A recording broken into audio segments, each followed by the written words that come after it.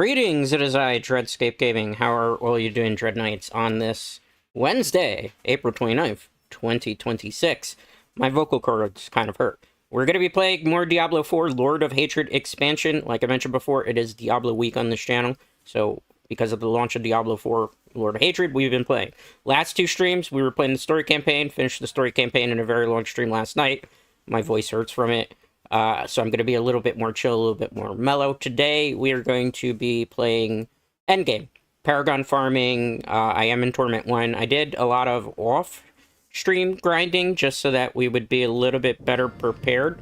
And I wouldn't have to go through like a lot of hoops so that we could just get to the actual real mechanics of Endgame and be at a pretty hard difficulty and see hopefully some more significant loot drops. One thing I will say is I'm pretty close to figuring out the cow level. And I'll tell you why I'm pretty close to figuring out the cow level. I have an idea of what the secret is to it, but I need to actually do some science on it. I know, science, right? So we have the Heroic Cube back, right? The Heroic Cube has always been used in conjunction to activate the cow level. Now, in Diablo 2, the way that you activated the cow level was that you needed a Book of Teleportation, you needed Wirt's Leg, and that was basically it. The book and Wirt's Leg, and you basically created the cow level portal. In Diablo 3, the cow portal level was activated by putting Kanai's Cube, which is still the Heroic Cube, in. You basically put into it the Staff of, what is it called? Badarchi Bovine. So it's basically the Staff of Cows, which is what it translates to. In retrospect to that, I believe I have an idea as to how we unlock this cow level. Now, hear me out. When you do fishing in this game, you get a rusty cowbell. So that's automatically a cow reference right away. And they say you could sell it, but it only gives you one little penny, which means it has no value. On top of that, if you keep fishing stuff, you get a lost amulet. Now, here's the thing. There is a character in Diablo 3 that is the daughter of Wirt, who is the character who lost his leg in, obviously, the events of Diablo 2. Her name is called Squirt. Squirt has a necklace that is an ancient... it's basically a legendary item in Diablo 3.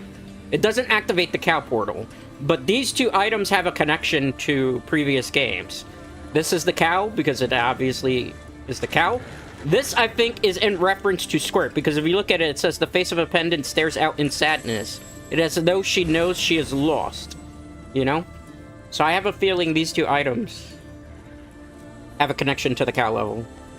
I don't know if putting them in is going to transmute it. I think maybe you might need a boss gate here. I don't know for a fact. I'm doing this for science. Those two cannot be transmuted together. Okay, that's good to know. So, let's see if we can put a boss key in with it, and will that activate something? No. Let's see if we can put the cowbell in by itself. You can't transmute with the cowbell. There is something hidden in a secret. I feel like there's an item we still need to fish to get this cow level.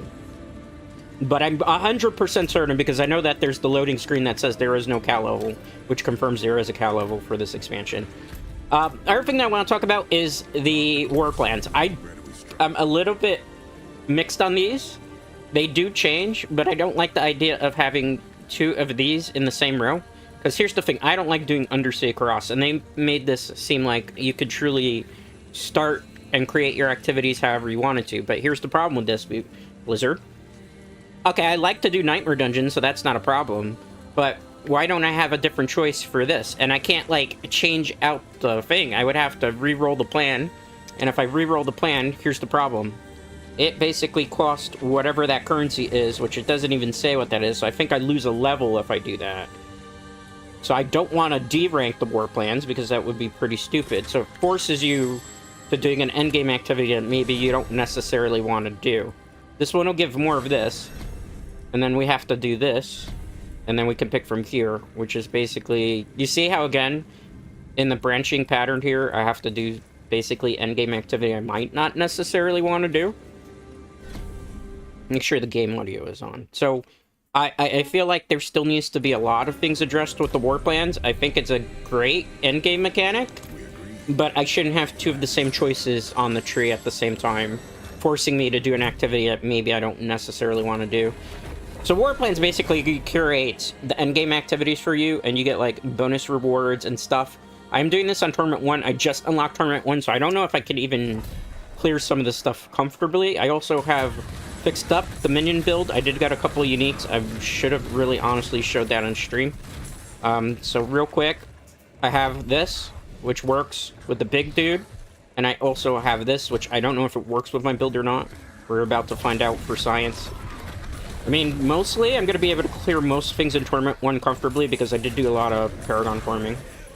Because I knew I was going to come into this stream. I didn't want to come into it unprepared. I didn't want us to have to wait a very long time to really do super endgame activities and be at like a harder difficulty and see potentially significant loot. I will say I do like endgame now.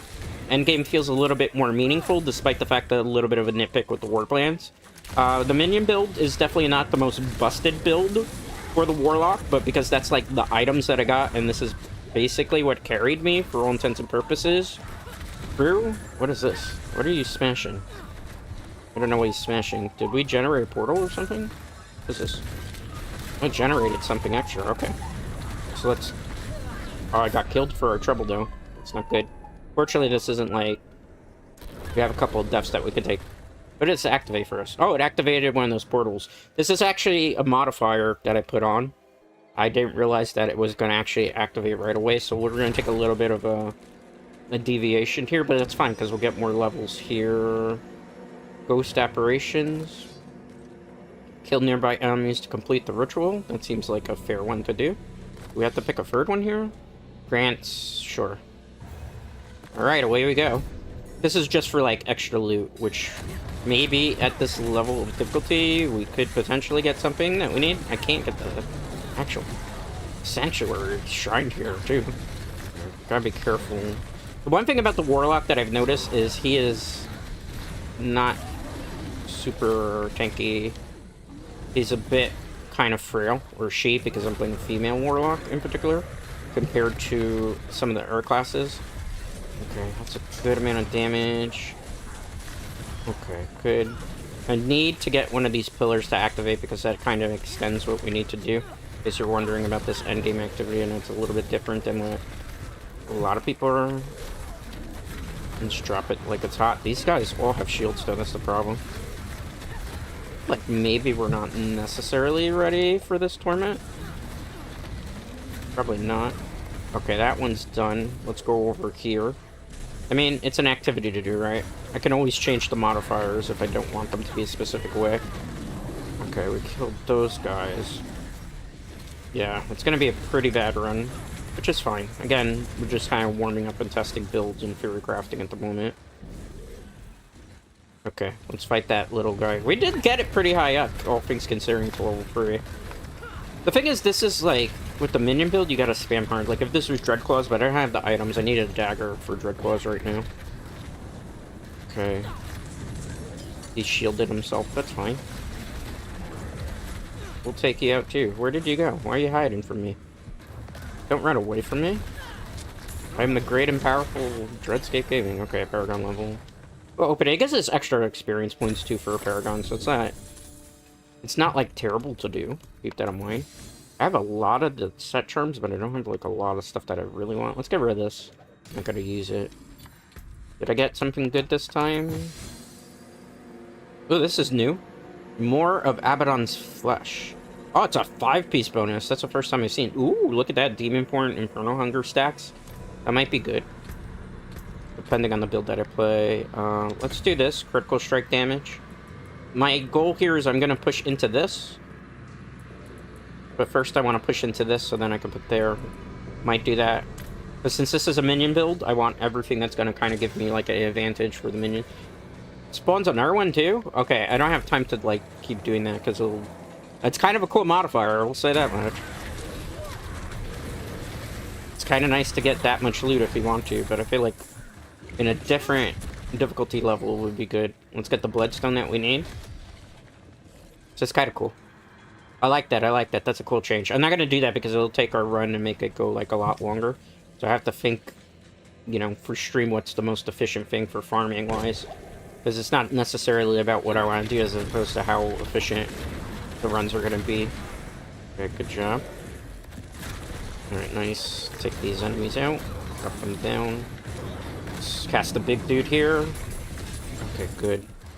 I mean, considering we're in Torment 1, I think we're still clearing things relatively quickly. It's just minions. I can also do something which I wanted to do, which is masterwork a little bit, so I can buff some of the uniques so we can get a little bit of extra power too, but I wanted to just start with actual action. Because I understand for some people they just want the action right away as opposed to like the fairy crafting, which is, you know, I understand that. That's definitely something I get. Alright. So we gotta go back this way. I do like the fact that Nightmare Dungeons have been reworked a little bit, because you don't... Before you used to have to go like in circles and sometimes you would get lost, but there's still a mechanic to it that I don't generally like as to how they're designed. But you know, it's good. It's fun. Minion build is interesting. I think Dreadclaws is the way I'm gonna go when I do finally get, like, higher Torment difficulties. But for now, because we have, like, the best uniques that work in conjunction with this is why we basically went this way. Because if not, we're just throwing a whole bunch of stuff together that doesn't really have any synergies with each other. Which doesn't really work for endgame in Diablo 4, necessarily. Shoot there. Nice. Okay, good. Shoot a couple of these things here, too. Nice. Okay, let's push in over this way. Hello to those 2 viewers that came in and dropped back out. Hope your day is going very well. I kind of have an idea of who it is. Okay. Shoot these things. Okay, great. Let's take those out. Nice. Alright, so we're gonna go up this way. And then we're gonna cut across here. And drop it like it's hot. Shoot those. Okay, great. Game audio should be pretty good for you. I lowered it a little bit on my end, because it was a little bit too loud. The game gets a bit too loud sometimes with, like, all the immense action on screen. The other thing that's kind of ironic, too, is, like, I feel like nowadays, like, people aren't really experimenting too much with their Warlock builds. Like, everybody's just playing the S tier build. Well, there's nothing wrong with that. Obviously, if you're going for the tower, which is what I plan to do in the future, is I'm going to do tower and I'll have to switch the builds. But for now, it's like I'd rather play a playstyle that not too many people are using. I think only Macro Boy from Maxroll is playing a build similar to this. Not exactly the same. Let's take this out. And take these enemies too. We're basically doing endgame activities right now. We're doing war plans, which is basically the new endgame system for Diablo 4 with the Lord of Hatred expansion, where it basically, like, curates a whole bunch of endgame activities that you have to do. So right now we have to destroy more corpse pile in the first part of this, which is a Nightmare Dungeon. Shoot these out. Nightmare Dungeons are pretty good to get, like, items that you need for master reworking and master crafting, which is pretty good. Because you can increase the power of your uniques in particular, which is something you really need to do as you progress through the various different torments. Now it's like up to Torment 12. Before the base game, and even the expansion Vessel of Hatred, it was only Torment 4. I've done Torment 4 before. I feel like Torment 1 is a little bit, like, dumbed down, and it's not, like, the same like it used to be. This feels more like Pentient level, as opposed to actually... So I think they kind of scaled the difficulty setting a certain way, and didn't, like, make it just harder difficulties, per se, at least in the beginning. I feel like things have been dumbed down a little bit. Not that there's anything necessarily wrong with that, because the whole point is to climb the Torment levels, so eventually you get to Torment 12, but it's going to be a bit before I get to Torment 12, because unlike a lot of other streamers, and this is no dick to them, Dread needs to sleep and eat and stuff. I can't marathon this game for 72 hours. That would be unhealthy. And I prioritize my health as opposed to trying to do, like, super marathons with stuff. Okay, so we got this done. This is not going to give me necessarily good loot. But that's fine because it's part of the war plan. Now, the great thing about the war plans is I can just go into the map here, and I can go teleport to the next objective. And that's all I have to do is just teleport, so that's convenient. Also, like with Nightmare Dungeons, you used to have to be able to, like, craft a key. You can still use a key separately if you just want to do a Nightmare Dungeon. But, like, if you don't have the key, it generates for you. So it saves, like, a lot of time. I'm not going to put any offering in this because I'm actually terrible at this endgame mechanic right now, and the build isn't necessarily good for it. So with this, basically, you're trying to speed run through 3 levels to get to the boss within a time frame, but you also have to kill a bunch of enemies in order to get a certain amount of orbs to drop for a certain level. Since I'm just trying to do the endgame activity, I'm not going to focus on getting max level because we're Paragon farming. So I want to just go for speed and efficiency as opposed to the maximum amount of rewards, because the rewards for this aren't going to be good anyway. They're just going to be pretty bad rewards, where it's not going to be like super significant loot. And it's just about getting fast Paragon levels right now, so then we can just move on to harder endgame content. Again, speed and efficiency over doing a whole bunch of things that are necessarily going to give you drops that are not good, you know? Like, I'm not saying that, but in Tournament 1, a lot of your drops aren't going to be necessarily amazing. You're not going to see mythics. So instead of, like, really running around the map trying to get all these things to get, like, a really bad drop, or wasting something to try to get, like, a good drop on a lower difficulty setting, doesn't make sense either to do, because you're just wasting materials that you can save for later in the end game. So that's the thought process as to why I'm, like, not focused. If we get to level 4 just by passively playing through it, that's fine. But we're not going to, like, try to push it too crazy then, because maybe we can't do it. Maybe we waste a whole bunch of time. You know, right now, 118, that's fine. Let's push in here. Again, we have to take out these small fries here. Take this out. That'll give us something. We could probably push for the earthing here. As you see, there's this one down here, and it's not, like, too far away from our objective. As long as I don't get caught on the map, we should be fine. Alright. Go, minions! Okay, let's touch this here. For floor 2, I don't think we're going to touch as many of these actual torches. We're just going to kind of zoom. Watch out, because I could get killed by that thing. That's one of those AoE one-hit deaths. Torment difficulty is difficult. Don't let anybody tell you it's not. There's a lot of poison things. I don't have a lot of poison resistance. Let's take care of this as well. I'm going to step back. Okay, take that out, minions. Good. Alright. So we're not going to do anything over here anymore. We're just going to go into the gate. We'll take out some enemies that get in our way so we don't take, like, an unnecessary death. We're still making pretty good time now. Alright, so here, this is pretty linear, again, because I can see, like, the Grand Torch. So this actually might work in our master plan, ironically, if it stays, like, the dungeon layout the same way. I don't have these particularly mastered because I didn't really play a lot during the Vessel of Hatred. In fact, like, I bought the Lord of Hatred expansion. So I'm not, like, super great at pathing for this just yet. Is there a torch here? No. Okay, that's a dead end, it looks like. Or there's a minion blocking my way. There's a minion blocking my way. 196, so we're still pretty good. I'm gonna take this pathing here because I think the gate should be maybe on the left-hand side. In theory. Watch out for the poison. We have really good time then. I think when we get to the 3rd floor, we might not have to do anything too crazy, actually. Our pathing might be getting better. I'm kind of getting the hang of doing Undercity runs. Again, it also helps when the build gets a little bit better, too. Where's those minions? Go ahead. Watch out for the poison. Okay, great. I need those. Let's watch out for poison. I'm gonna get hit by poison if I don't want to. That's a dead end. Okay, I think we can hit this torch, too, because it's kind of beneficial, because we're still in sub-200 time here. So we can actually get away with this. Okay, good. Perfect. Let's see. That's a dead end. Up through here. I'm gonna evade there. There's a Grand Torch here. Probably wasted that ultimate, but it's fine because there's a pretty quick cooldown on that. Interact. Yes. Let's do this. This will give me extra time, and then I can just kind of, like, go to the 3rd floor comfortably. I don't have to do, like, too many crazy things, per se. Drop it like it's hot. Okay, come on, minion. Drop back down. We get it? Where's the one? It's hiding over there because it doesn't want to get hit by Abaddon. Nice. Perfect. 156. See why I said now with the 3rd floor? I think we hit max 4 anyway, did we? No, we're close to it. Okay. Let's not take care of too many small fries. Small fries aren't a really big deal. Paragon 50. Nice. Let's activate the torch. I think one more torch should do it, in theory. But we have to keep a very close eye on the time, and I also can't get killed at any point during this run. As you can see, they're trying to do, like, a lot of AoE effects to try to give me an unnecessary death. Can't even go back for that. Alright. Come on. Oh, there's a big angry boss here that's gonna put a problem. I'm gonna hang back because my minions can do a lot of the work. This is a minion build, so my minions do the work, and I just sit back like the mastermind.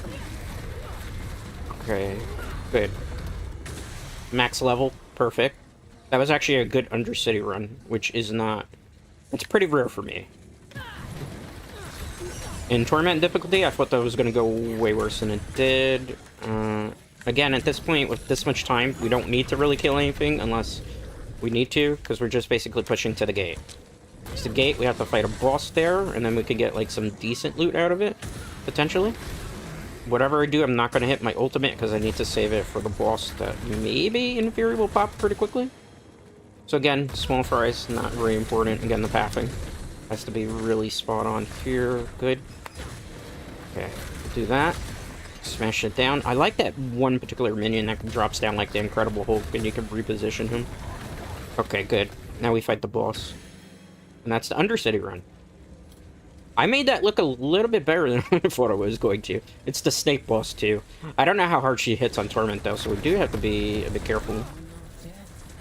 Come on. 70! Okay, we need the big baddie here, as I call him. Oh, are we nuking her? We're nuking her! Yeah, Dread kind of prepared a lot off stream. Just so I could live up to my standards. We did it! Look at that, man! Look at that. Great and powerful Dreadscape Gaming. We did it. Okay, I was actually concerned by that. We had some good pathing, too.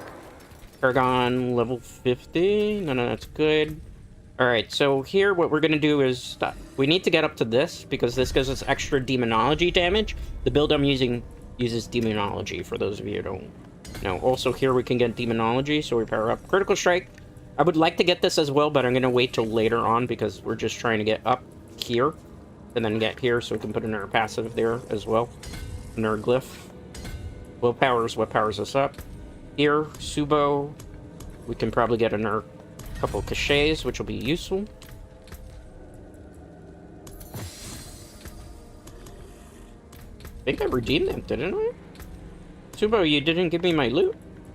Where did it go? I had space for it.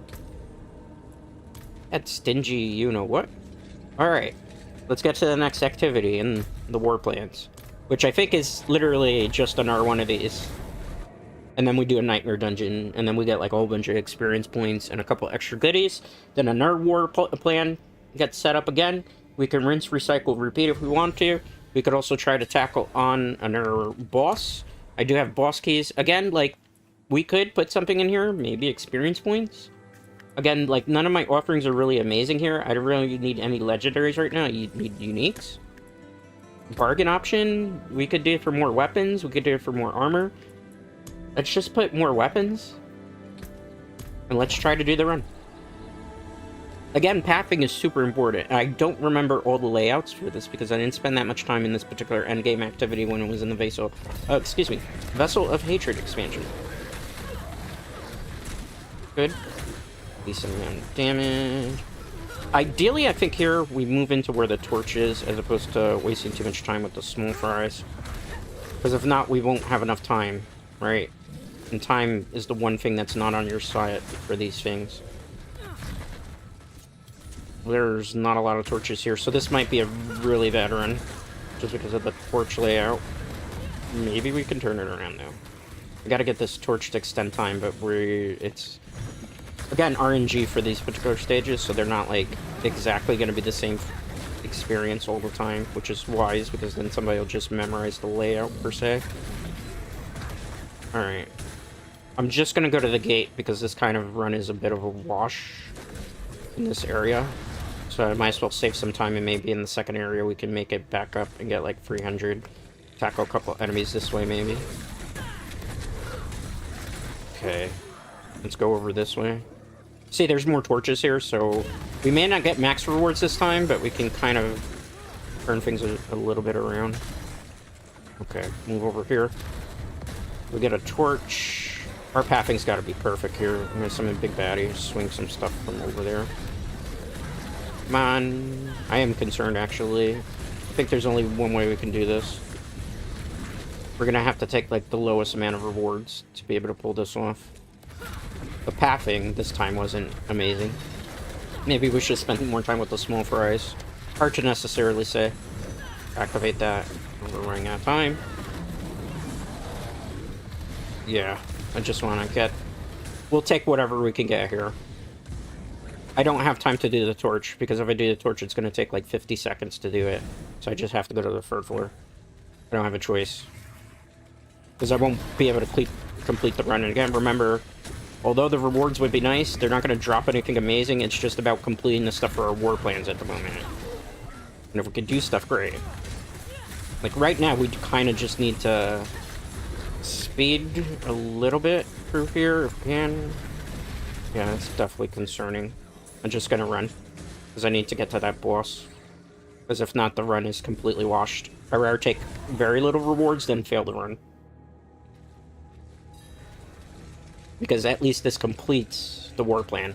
Again, sometimes you just gotta make executive decisions here. Because if not, it's just gonna not work in your benefit. And this low of a level, we're not really gonna get anything, like, if it was going for really rare ruins, I would care about the time and max rewards, but permit 1, not really important. What's important is just getting them experience points from the war plans.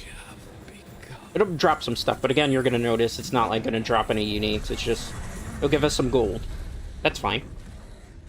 Again, speed, fast farming over wasting a run and then having to spend more time.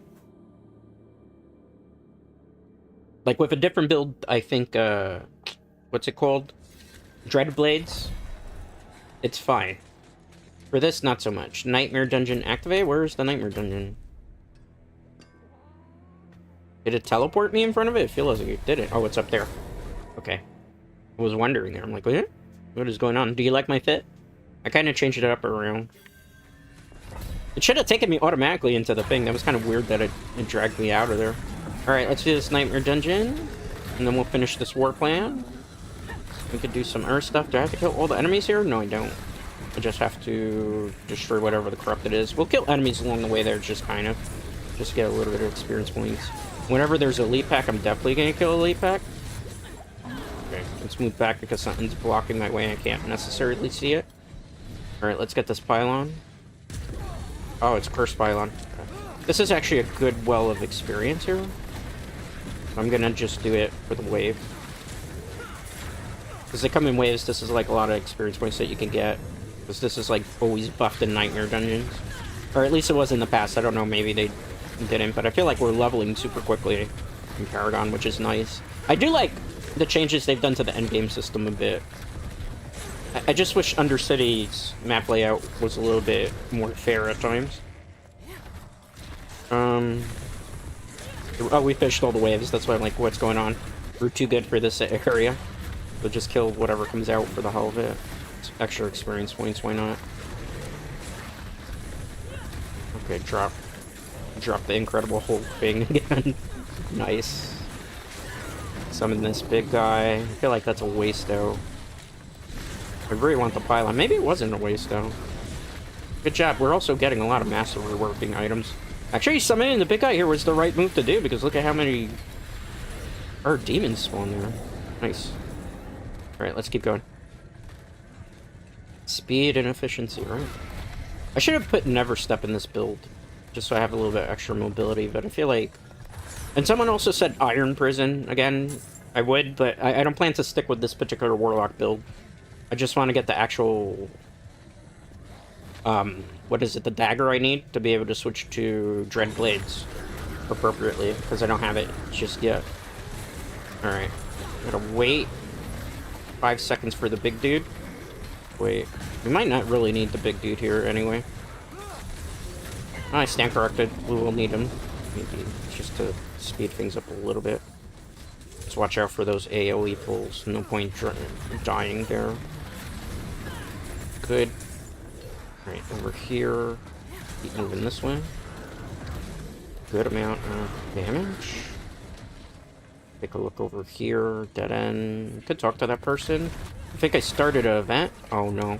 Well, I mean, since we're already here and it's experience, might as well do it. I thought that was just a regular NPC I could interact with. I didn't think it was going to be another one. But hey, this is extra experience too, so it's not necessarily bad. If we keep them alive, they might drop some loot. Might not be necessarily great loot, but it could be something. Good. You didn't give me anything after that? Oh, because the event isn't over yet. Reading is fundamental sometimes. I mean, I could have left the minion there and it would have been just fine. The little guys, like, these minions do passive attacks where I just sit around chucking demons. Okay, 17 more seconds in this particular round. Nice. Good. How has everybody's day been treating them? I'm kind of tired. Like I said, I had to prep a lot off of stream. I went to bed very late. I had like a meeting I had to attend. I was looking up some information that I needed to look up. It was a very busy night. I haven't been sleeping a lot, unfortunately. I've been mostly this week, obviously with Diablo prep and summer prep, like getting 4 hours of sleep at best a night. Yesterday I made a wrap. I didn't like the wrap, unfortunately, because like the ham kind of was like a little bit fatty in the cold cut. And I was like, yeah, I didn't like it, so I kind of didn't really eat. Today I'm gonna like probably make a frozen burrito because I have like some bean burritos. And bean burritos are kind of healthy because they're like a vegan option. I'm not actually a vegan.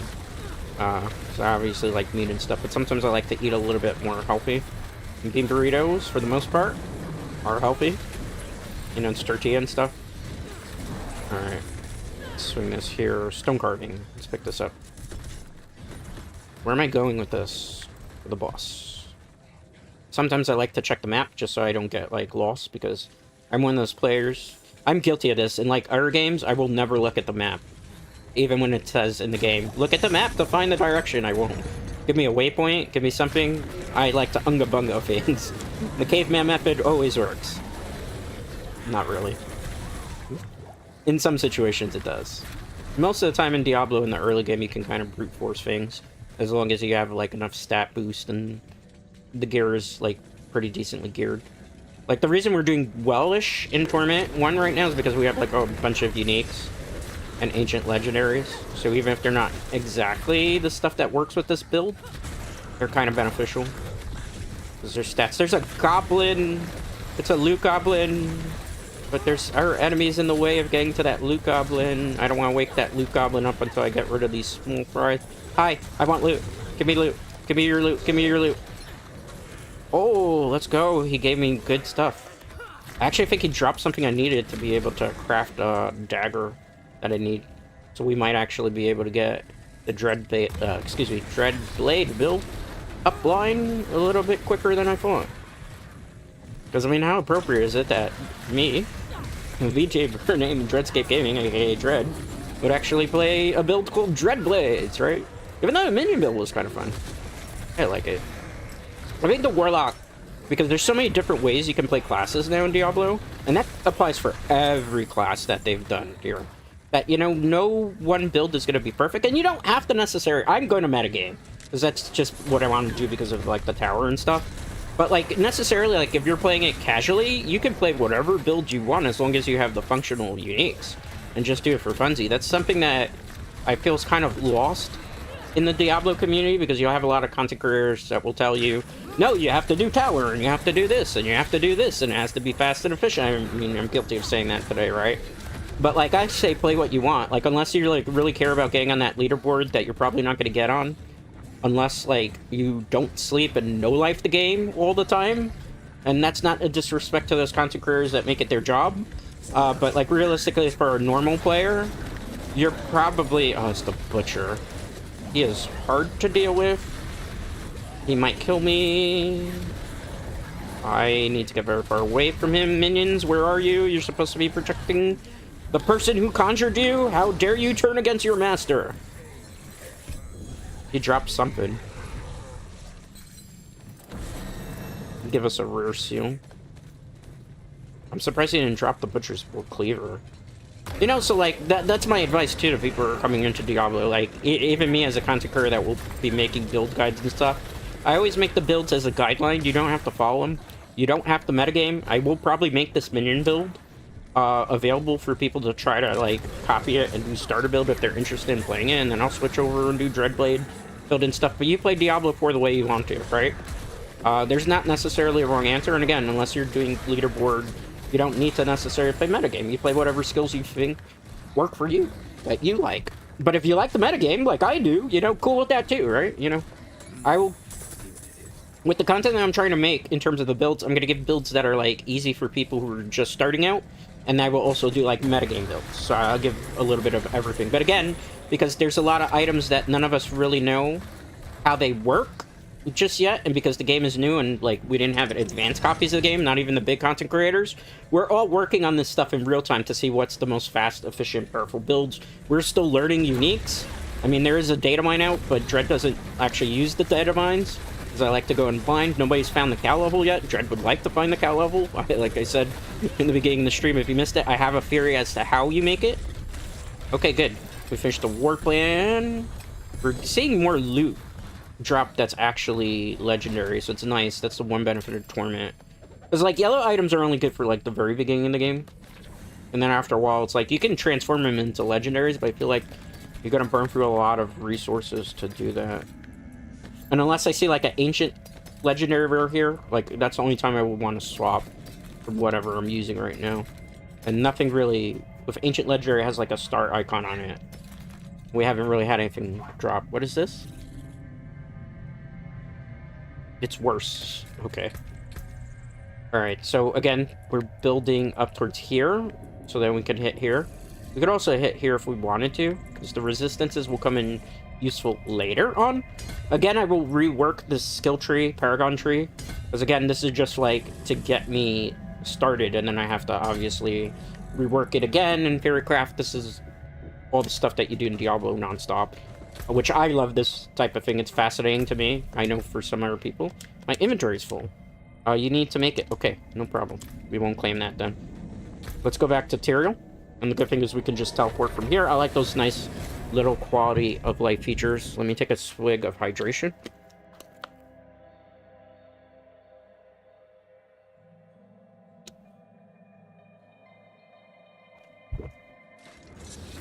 Alright. So, let's just go to the blacksmith.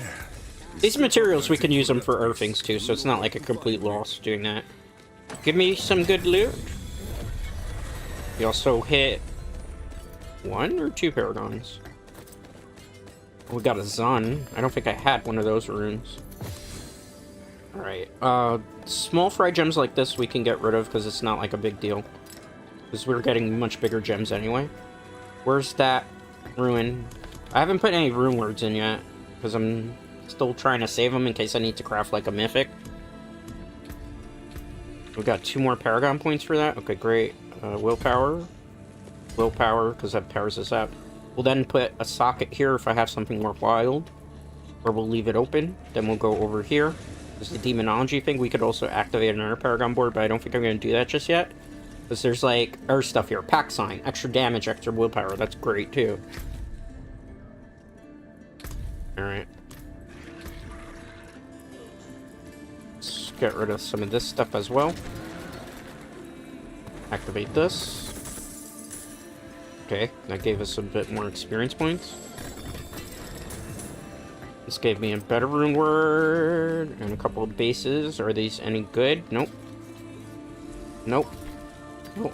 Nope. Oh, look! We got an ancient ancestral legendary here, or not legendary item. That's great. Oh, white! What do we get? Crown of the Malefic. What is this? Hex dooms enemies below 75%, maintaining hex and dealing. I don't think I used this in this build, though. Nice to have, but I can't use it for this. But I can save it, maybe for later, in case it's something else. We're finally starting to see, like, uniques drop, too, which is nice. Yeah, I had already a Crown of Malefic, but this one's a little bit better. I'll save this in here for now, just in case. The rest of the stuff gets dusted. Good. We have 1 point that we can put into the Nightmare Dungeons. Let's see here. We could branch out to something else if we want. Can I do that there? Bosses in Nightmare Dungeons have a chance to revive when slain. I don't like the idea of that. Kill 30 elites across Nightmare Dungeons to reveal Heroic Altar. Activating it results in one of the following things. Summoning elites, Chosen Goppers, Butcher, Terrible Misfortune. That sounds interesting. What does this do? After completing Nightmare Dungeon, a War's Bounty chest will spawn that grants additional rewards. I think we'll take that for now, so we can get more loot. Alright, let's do another war plan. This is basically endgame right now, Dreadknights. I don't want to talk to you. No offense, Terry. I love you. You're the GOAT, but Nightmare Dungeon. Cleanse the Pit. Okay, we'll do the Pit. Based Infernal Hordes. I like this. This is a little bit better. And then we'll do Hell Tides. See, when we can curate the plan like that, where there's a lot of options of branching stuff, I like that. That's fun. So, you know, endgame. Endgame, baby.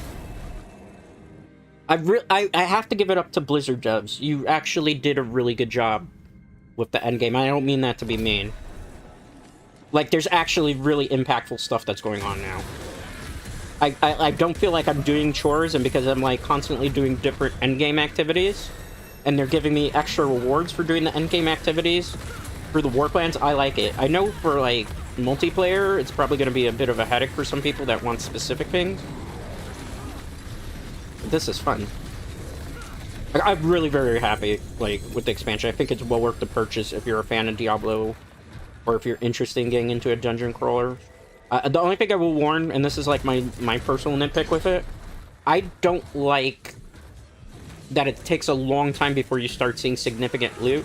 So my concern is, like, for people who are playing for the campaign are not going to see, like, ancient legendaries and uniques, because those don't drop until you get to, like, level 55, level 60-ish.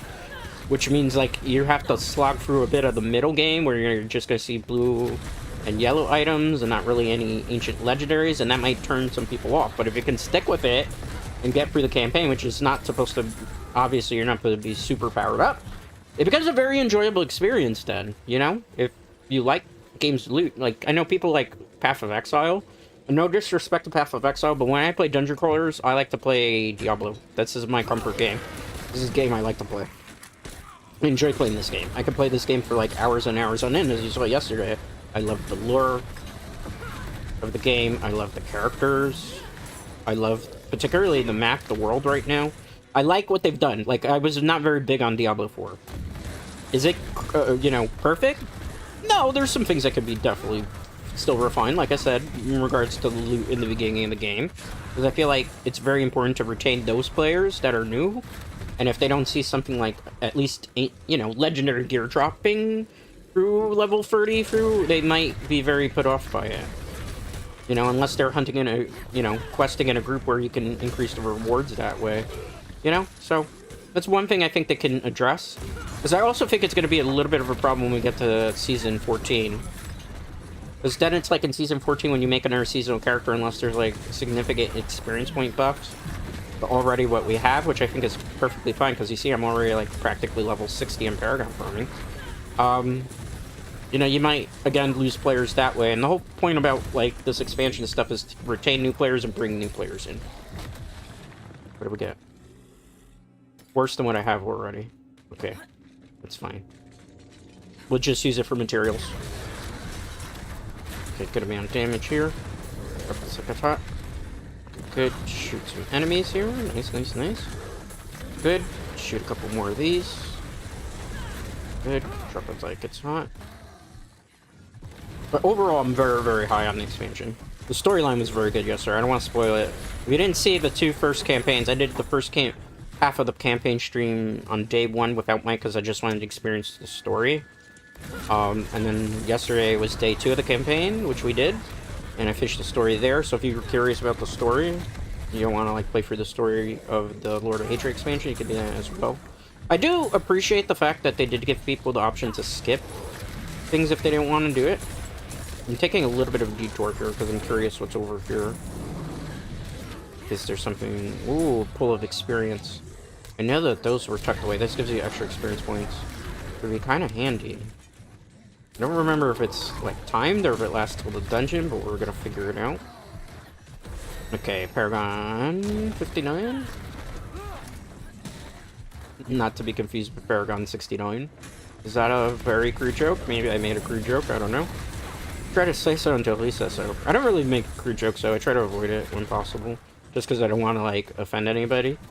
Or, on top of that, you know, maybe there's people I want my content to be watchable by everybody. That's why I try to avoid curses, although I think I might have cursed on stream unintentionally yesterday, maybe? I try to avoid it when possible, because I don't like that. And, you know, cursing is something not really good to do, IRL, you know? Because it shows a level of I don't know. It's like a very not classy thing to do. I'm not saying I have a problem with people who curse, because, you know, that's thing. I'm just saying for me, myself, I try to stay and keep things as classy as possible, which is why I try to avoid cursing. On top of that, because I, you know, obviously we'll work in environments that are very business-like, cursing's just, like, not something that's usually in my regular, everyday vocabulary. I think I'm, you know, so I try to avoid it when possible. Although, I will say, though, like any human being, when I do get frustrated in a game, you never know, I might let out an F-bomb. I try not to on stream, though. Because the other thing, too, is YouTube doesn't like when you curse. Especially if, like, you get paid by YouTube. I obviously still working my way to partnership. On top of that, I do feel like sometimes when you do even curse, when you're not even a non-partner thing, they kind of bury you in the algorithm. Because it's like, you said a naughty word. And the thing is, like, YouTube tries to be sponsorship friendly, I guess is the best way to put it. You know, so a lot of sponsors don't generally like hearing people let out F-bombs, right? So that's always something I'm mindful of. Alright, is this the boss? Did we breeze through this Nightmare Dungeon? It feels like we did. Well, this thing's gonna go down super fast, because I'm just gonna keep checking the minions and stay far away and do a maximum amount of damage. Take that. We have cleansed this. You have failed. Rare charm. I don't really need rare charms anymore because I have a bunch of legendaries. Alright, on to the next activity, the pit. And we can just go straight to it because of the war plans. I really like how they set up this endgame system. It's nice. Because you do a whole bunch of different endgame activities. Because before, what you used to do was you would just have to do... I can do any level of this, maybe? Are we ready for Tournament 2? We're about to find out. If not, I'll bump it down. Hopefully we don't fail it. I don't know if we're strong enough for Tournament 2. We'll find out. We'll find out. I'll know if, like, I start getting one-shot or we can't, like, kill these things quickly. Because I feel like we might be already technically over-leveled with the build, which is perfectly fine. Again, I have it, like, Torment 1 just because I was like, I want to do things fast. Speed farming is more important than, like, fighting at a high difficulty and then you can't get the drops quickly. Which is the general rule of thumb, again, for, like, Diablo games. If you're not able to clear something super quick, you probably shouldn't be doing it just yet. Because it's just you spend less time actually getting loot, and you spend more time doing stuff that is not going to benefit you. That's like the grind mindset for Diablo games. If you're not doing it quick on a difficulty setting, dumb it down a little bit. Just so that you can do things quick. Because if you can't do it super quick, then it's not super efficient. This here, we don't have a choice because it's Tournament 2. But the good thing is we're going to unlock another difficulty setting too, probably, by doing this. So we're killing multiple birds with one stone, even though I think it's wrong to kill birds with stones. That's, like, mean. Don't do that. I mean, I'm not, like... There was a viewer a while back that it was kind of interesting. They came in and they were talking about, like, magpies, and for people who don't know, magpies are actually referenced in Diablo 4 storyline. Because Narelle, I won't say what happens to Narelle because I don't want to spoil the story for anybody. I try to avoid it when possible unless it's like a story campaign I'm doing on stream. Narelle is called My Little Magpie, which is kind of interesting, and somebody was, like, educating me on magpies. I'm actually not very familiar with, like, bird. I guess the word would be ecology? Right? Like, I don't know much about birds. I know about crows and ravens in terms of lore, obviously, because they're always associated with, like, death and evil things. Which is kind of funny because yesterday when I was playing through the story campaign, there's a part where a bunch of crows are following a character, I won't say who. Again, I'm trying to avoid, like, spoiling story for people who maybe are interested in getting into the game and haven't played Lord of Hatred storyline yet. But it's kind of cruel because you saw, like, the crows and the ravens going towards this person, which was maybe signifying, like, their death was coming and it was imminent.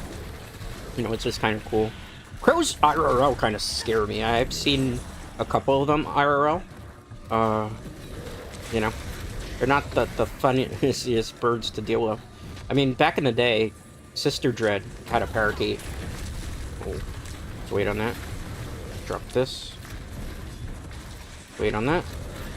Okay, good. Curse this place. No, don't curse this. What's happening here? This is definitely taking a long time.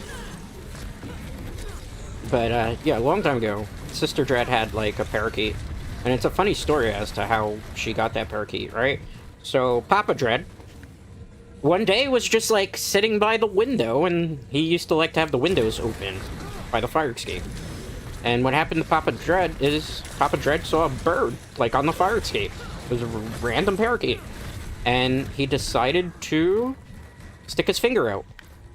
And he stuck his finger out, and the bird literally went on his finger and came inside.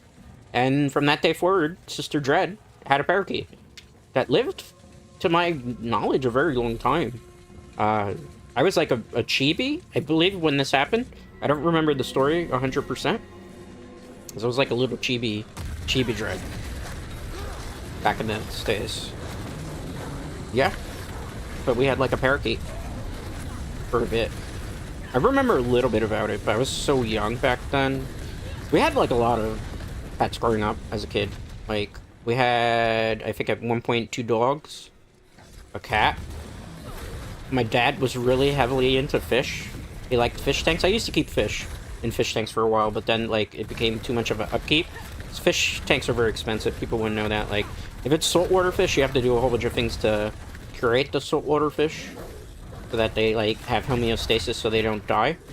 And then like for other things like, and I thought here, for like regular freshwater fish are a little bit easier because all you have to do is like distill the water so that it's safe for them, because tap water particularly is not safe for freshwater fish. I might die here if I'm not careful. I got stuck. Oh, those are my minions. I'm trying to kill my own minions because I started panicking. You know? So, I stopped having fish for a while, but we had a lot of fish. We had guppies. We had neon tetras. We had, I kept the zebra danios, but my dad never did. We had angelfish, which are like some of the most temperamental fish that you can ever own. We had kissing gouramis. When I was older, I had a fish tank with kissing gouramis, so they were like the longest living fish. I had some albino catfish too that were pretty cool for a while. I could never get like the plecos to stay alive because unfortunately, like, I kept my fish tank relatively clean, and the thing is, like, with plecos, they need to eat algae to be able to survive. And you can buy them like algae wafers, but the thing that I always felt like with the plecos on my fish tank, they would never eat. They would never particularly eat like the algae wafers, so they would basically starve to death and they would die of starvation, which made me feel bad because I did try to feed them, but they just wouldn't eat those, and they would only eat algae that was like on the tank. And if you have a clean tank, that's like kind of counterproductive. I had a snail for a while, but I had a trauma, a literal trauma from the snail. Is what ended up happening with the snail. Oh, hold that for. I want to die because that actually takes time off the clock. What happened with the snail is he decided to climb up towards the filter, because I obviously have a fish tank filter and I had like an edge on it inside the tank, and he got sucked in and ripped apart. It was a gruesome death for that poor snail. It was like an apple snail too, and I thought it was really cool because I really liked the snail. I also kept in my fish tank at one point, I had African dwarf rock with a betta fish, which is kind of crazy because betta fish generally are not fish that get along with other creatures in their tank. They're, especially the males. Like, you can't keep 2 beta male fish together because they will basically try to become the alpha male and they will kill each other if they can. Which is why you don't keep them together. Some people say you can keep the female beta fish together, but I've seen friends who have tried to do that. That's not a very good idea either.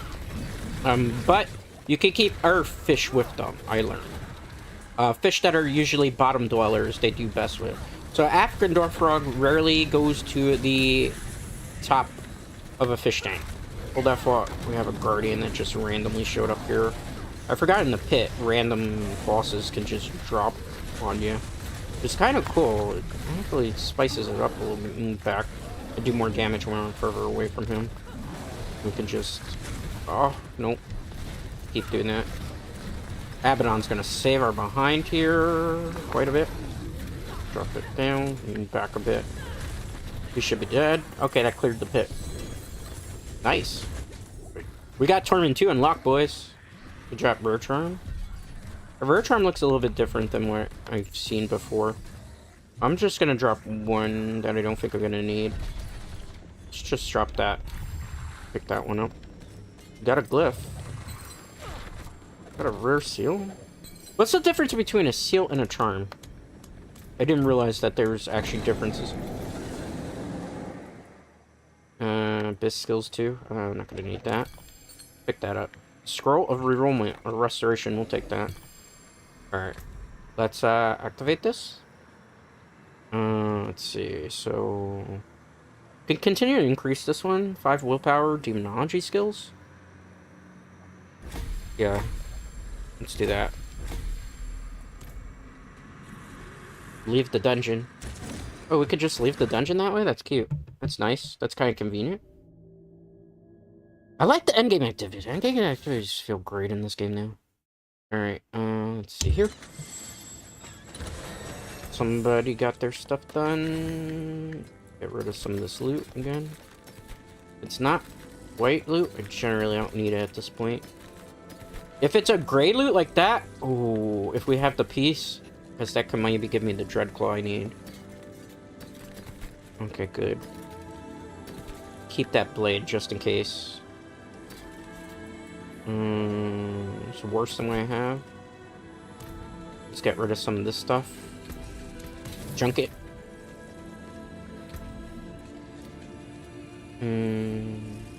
Hold on to that for now, but I don't really need it. What do we get? More crap. I mean, it's not technically crap, or people could probably use it if they were earlier on in the game. For me, at where I am right now, kind of no point. Repair hole. Okay, we should put something in here, but I don't know what just yet. Alright, we have 5 points. Perfect. 1, 2, 3. Let's do this. This. Okay. Perfect. Alright. We can put this in here. It's not going to get super powered up yet, but when we start upgrading it, it extends the tree. For those of you who don't know. Alright. Let's get more of this stuff too. Nothing necessarily great. We got boss trophies? What are boss trophies?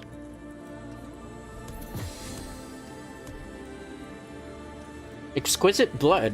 Used to transmute into items found in Lord Zir's hoard. Okay. What is this? Protector's tuning prism. Used to target defensive affixes during the transmutation keep. Okay, cool. Distilled fear. Okay. But if we have boss keys, why do we need this stuff? Okay, that's to use for resistances. We gotta be careful not to get rid of certain things here. Why do I have a fish here?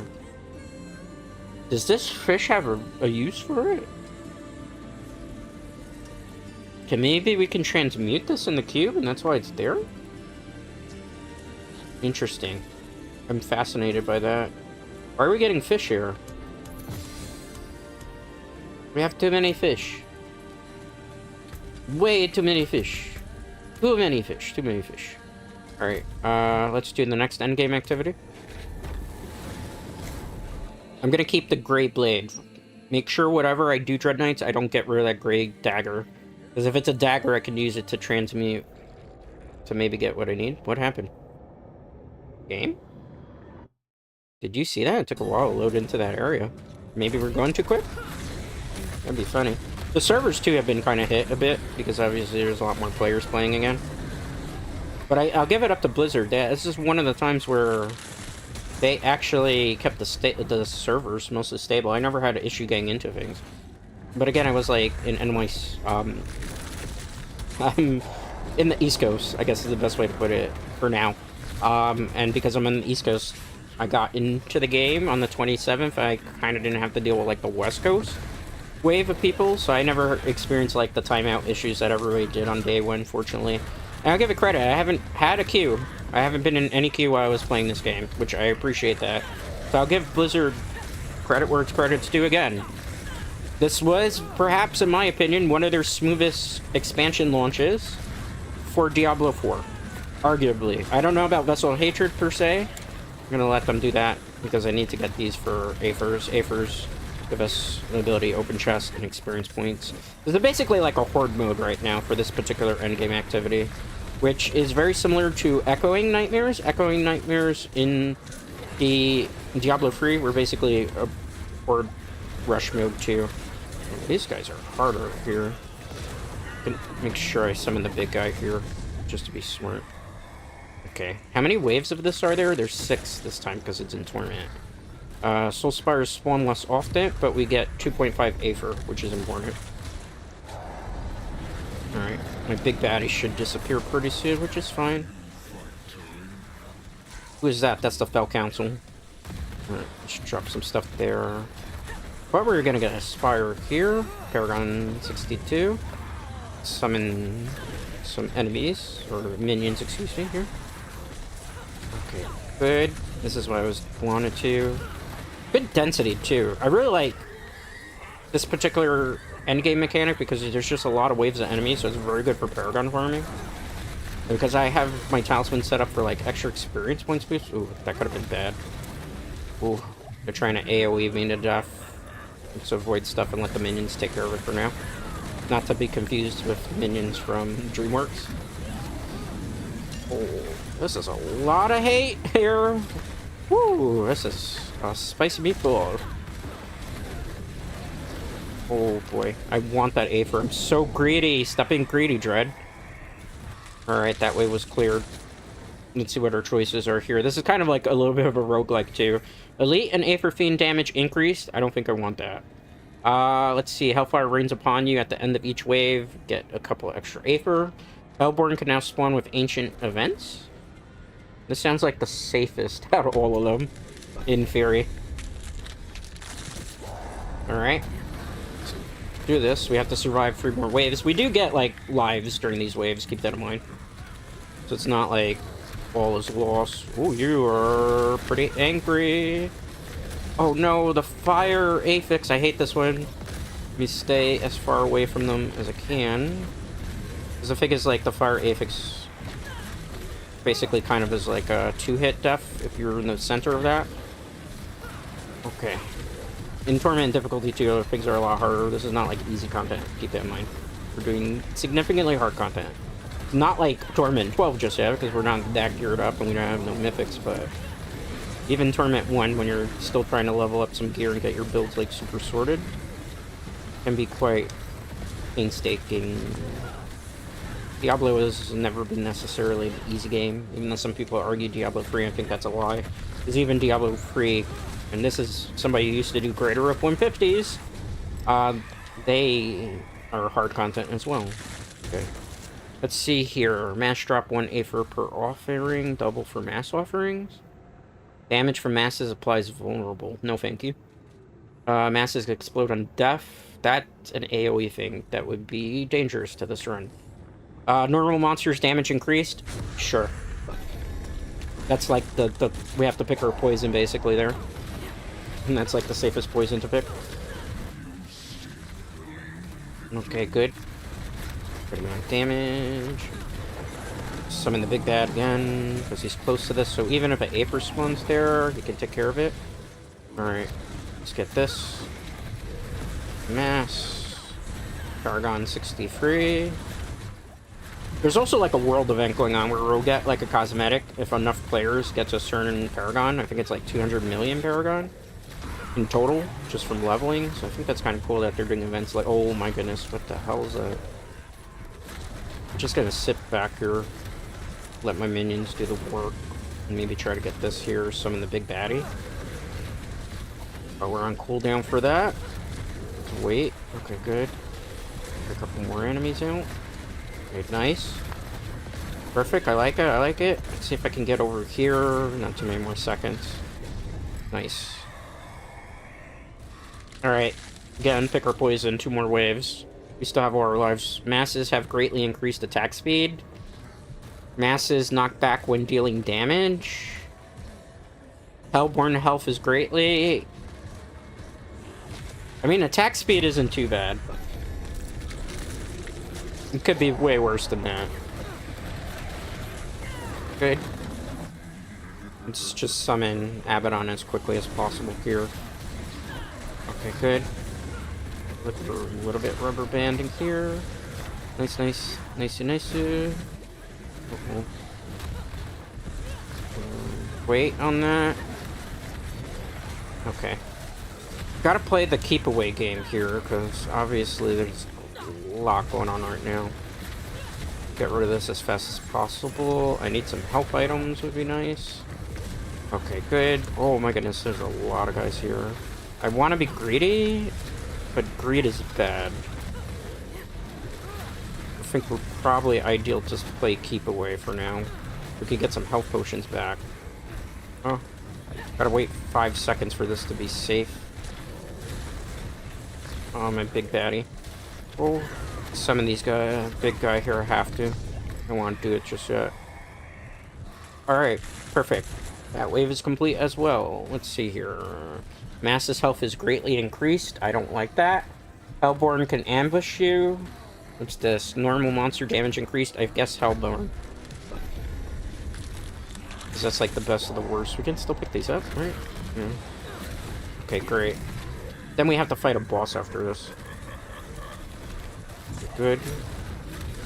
Shoot some things here, just in case. I feel like they're all centered around there. Why is that?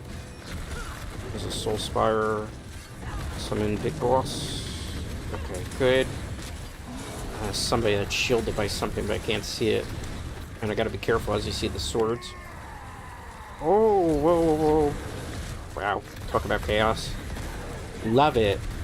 And they say Diablo's easy. No, it's not an easy game. You can click buttons and it's easy. Our damage rotations are definitely off. Oh, look at all those Aethers he dropped there. We might be able to get like a good amount of stuff from these chests. Oh man. So many enemies here, it's hard to decide. Okay, I guess we're getting pulled into this, that's fine. Nice. Good, good, good, good, good, yes! You have been defeated by the great and powerful Dreadscape Gaming. Alright, now we could invoke Bardock, the Lord of Chaos, which requires 666 Aether, which we do not have. So we'll have to do this one where we fight the Fail Council.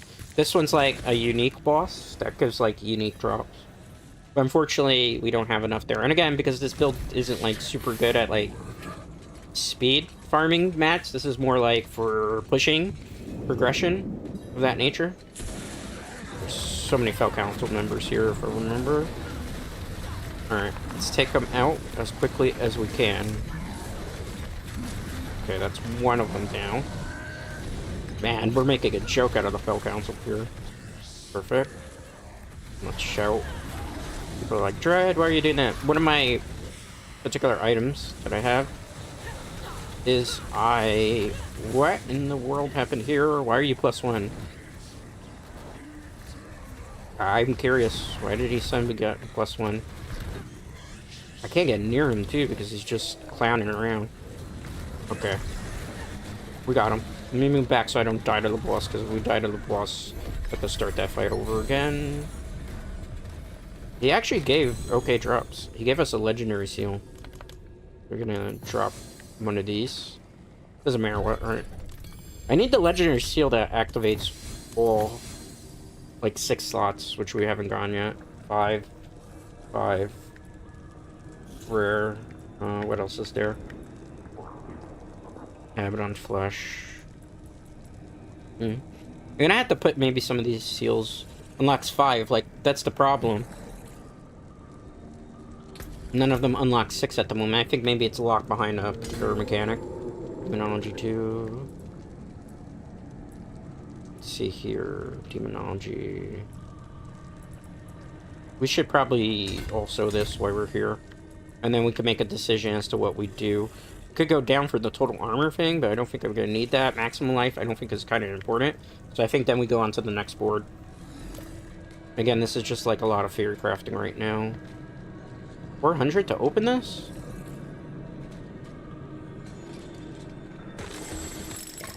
Oh, plus side, at least we got materials. Alright, on to the next endgame activity, which again, material's going to give us something too.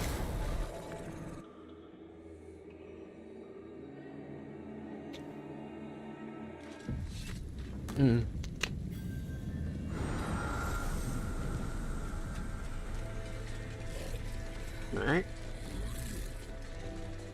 Why did it put me here? Oh, because we got to do something. We got to collect some embers to open a chest. It's actually, endgame activity-wise, I think, like, we don't spend the least amount of time doing Helltides, which I'm all for. So it used to be boring just grinding Helltides non-stop to get, like, materials that you needed for the boss, to just then farm horde bosses. There's, like, an alternate way to do things.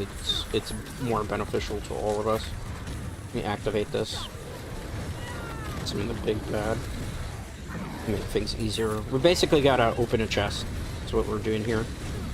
We're trying to get like a whole bunch of materials. Oh man. Forced me out of there, you cheeky monkey.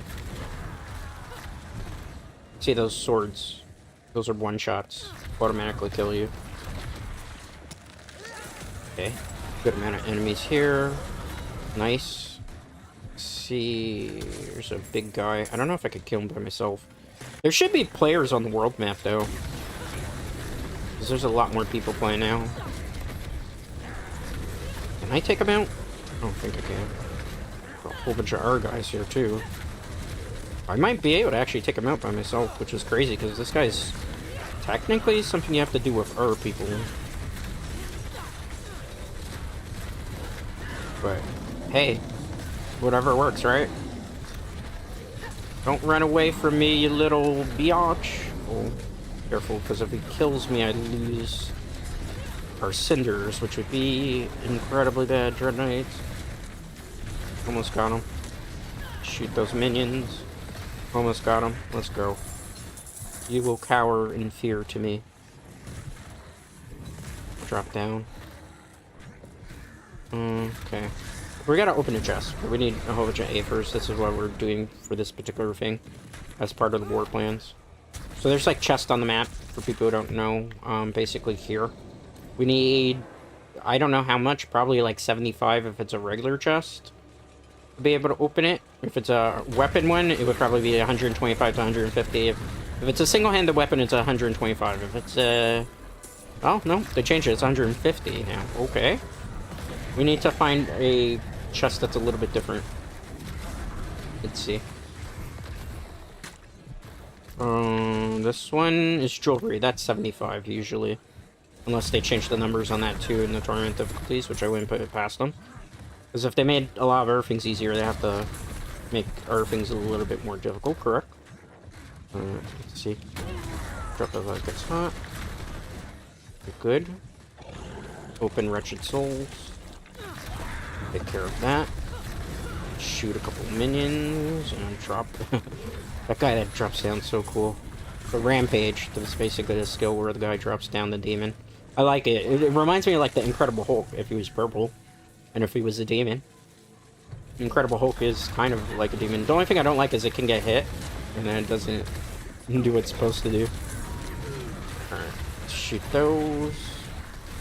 Good. Nice.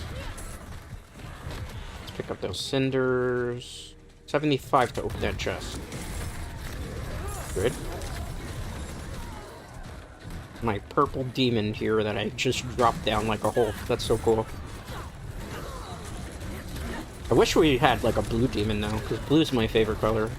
I think everybody knows that. My eyes IRL, and obviously some of myself is based, my model is based a little bit off of IRL features, depending. My eyes IRL are blue. So I kind of just like the color blue, because I'm like the only person in my family that has blue eyes.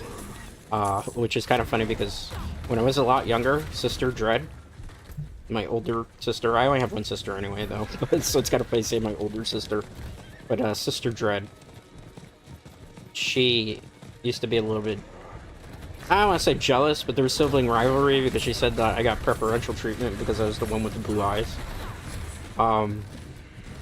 Which was kind of weird for me, considering it's like I didn't choose my eye color. My eye color has gotten me into more trouble, honestly, over the years, than it has done benefits for me, because, like, I can tell you a story. I was walking around years ago, Times Square, right? I was with my friend Will, who's, like, my bestie. Will, hope you're doing very well, wherever you are. And what happened with Will, he was going to buy, like, sneakers at a Foot Locker up on, like, Times Square. I don't know if that Foot Locker is even still there. And... oh no!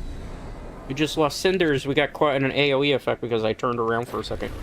Alright, well, that happened. That's what you shouldn't do in a Helltime. Yeah, again, hard content.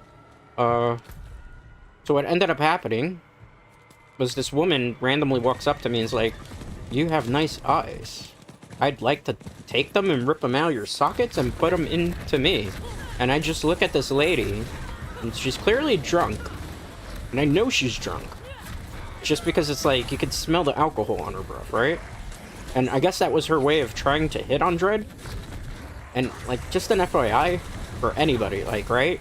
If you're trying to talk to somebody, get to know them, like, or particularly on the street, which I've never been big on, like, people randomly approaching me on the street, because I don't feel like that's a way to meet people, necessarily, or to try to get dates.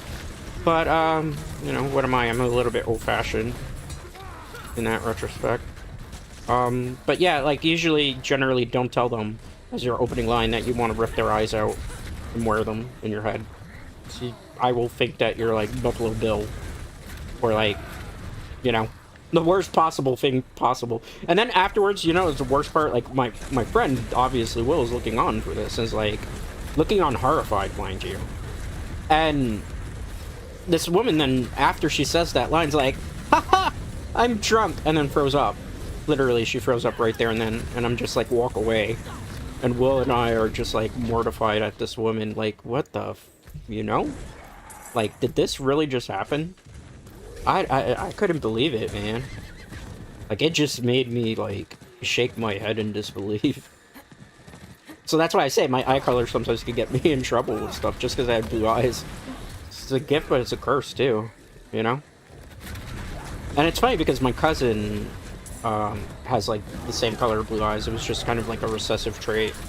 And he always plays up the fact that he has, like, blue eyes and stuff, and tried to, like, make himself, like, I don't want to say God's gift to women, but he kind of acted in his younger days a bit arrogant and like he could get a woman that he wanted. And the thing about that is, like, I'm the complete polar opposite. I'm like, a lot of people don't know this about me, but I'm actually, I talk a lot. I'm very friendly when it comes to, like, obviously stuff on streams and stuff of that nature, and if I have to talk to people for business and stuff, or, you know, it's back in the day when it's school related, I have no problem with that, but generally I like to be a bit of a private person. I'm a bit more reserved. I get shy around people that I don't realistically know. It takes a long time for me to warm up to people I don't necessarily know very well and get a feel for them. And that's just like part of my human nature, right? So it's funny because I'm like the polar opposite, because I don't go walking around like thinking I'm God's gift to women. Or men, because who knows? I actually straight, though. Just a TDRO. But, you know, hey, I've been hit on by guys before, nothing wrong with it. You know, they have told me I'm very, very handsome, but they know, obviously, I love women.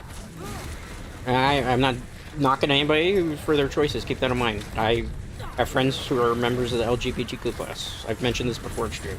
I have friends who are transgender, I have friends who are lesbian, I have friends that are, I guess you would say, homosexual, gay. And, you know, we're all cool and stuff. I've never treated anybody unless my upstairs neighbor is part of the LGBTQ community. One of the nicest guys I've ever known. He bakes me cookies from time to time, you know? So, like, you know, never... The point I'm trying to make for people is, like, in this day and age and world, we judge people too harshly and by their lifestyle choices and stuff.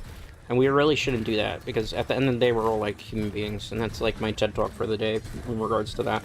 So I don't like when people do that and stuff, but that's why I made to clarify, because then somebody will think I don't. I have a lot of friends. I went to school with people who were part of LGBTQ plus community, that had a lot rougher. Oh, he tried to kill me with that. That's not cool. Alright. Let's get these health potions.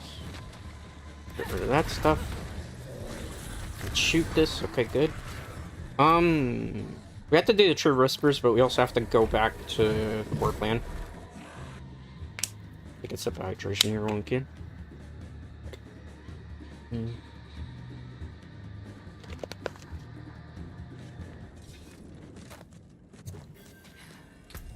So we have a lot of things we can do right now. Let's make sure we don't have, like, a whole bunch of stuff blocking chest-wise. Alright, let's do Tyrael first. Got another level up. We started at level 40, correct? Through Topaz. That's not necessarily bad.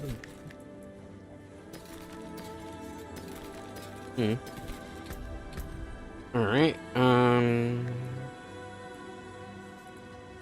may take the damage thing, because damage might be helpful here.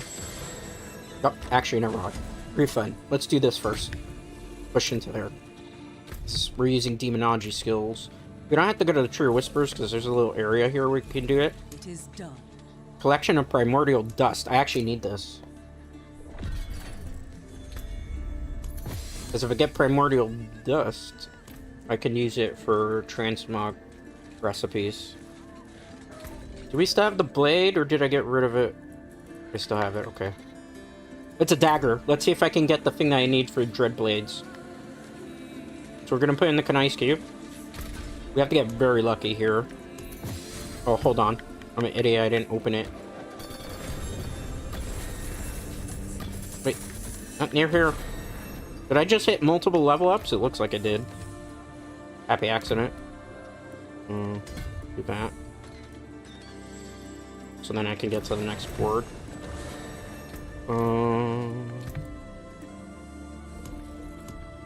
Let's see if we can do it.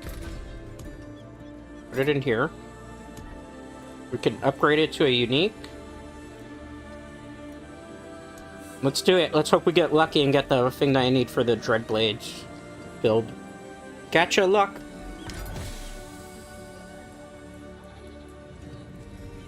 Litany of Sable, let's go. We got the dagger we need. Let's go. Nice. So we can do the Dreadblade build. I still need like a couple of other pieces of gear to like perfect it. But we can have basically what we need for endgame. For the Warlock now. I mean, we could use it now too if we wanted to, but I don't want to change the build on stream because that'll take forever. And I don't want to do that, like, make people watch that type of stuff. Because it'll take forever. I don't want to, like, have to completely rework some stuff. So we'll stick with the minion build today, but the next time you see me playing, I will be playing the Dreadblade build. But I'm glad we got the item. So we got what we were looking for. And I appreciate this Knight cube, or excuse me, Barada cube thing, where we can upgrade a gray, crappy weapon into a unique, because if you know exactly what unique you're looking for, and it's very low on, like, the roll thing for your class, you can kind of target farm this way. You just gotta do a lot of endgame activities to get the primordial cachet, which is nice. So Blizzard, thank you so much, because you've made farming for uniques a lot easier than I was expecting. Like, the Herodic Cube is a godsend for endgame. Like, I can't even put Blizzard over enough. They've done, like, some really smart things. I should attach the board is over here if I want to do it, right? So, ideally, we're gonna have to push in this way.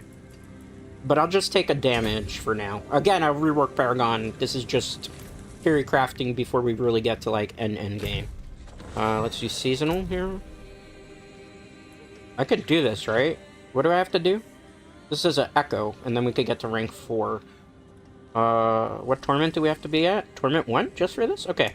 Let's do this Echo dungeon. We'll have to break the tedium a little bit, because we have to do some of the busy work. A little bit of the busy work here. I like the fact we got the dagger for Dreadclaws, because that's like an OP build, man. Super OP build. But I'm glad that we're getting close to what we need to meta game. Cool. Drop this stuff down. And don't get me wrong, I like the minion build. It's a nice build, but like to climb some of the higher things, we need to switch it up a bit, because this is gonna start to struggle as we get further into the late game. Okay, cool. What am I doing here? Do I have to kill everything, or I just gotta look for the area, right? Travel to first. Okay. We don't necessarily have to deal with most of these small fries. I told you today was really just gonna be endgame, pit runs and all that other fun stuff. Like true Diablo IV endgame. Alright. So, wait on that. Oh, a lot of AoE. Avoid as much of this as we can.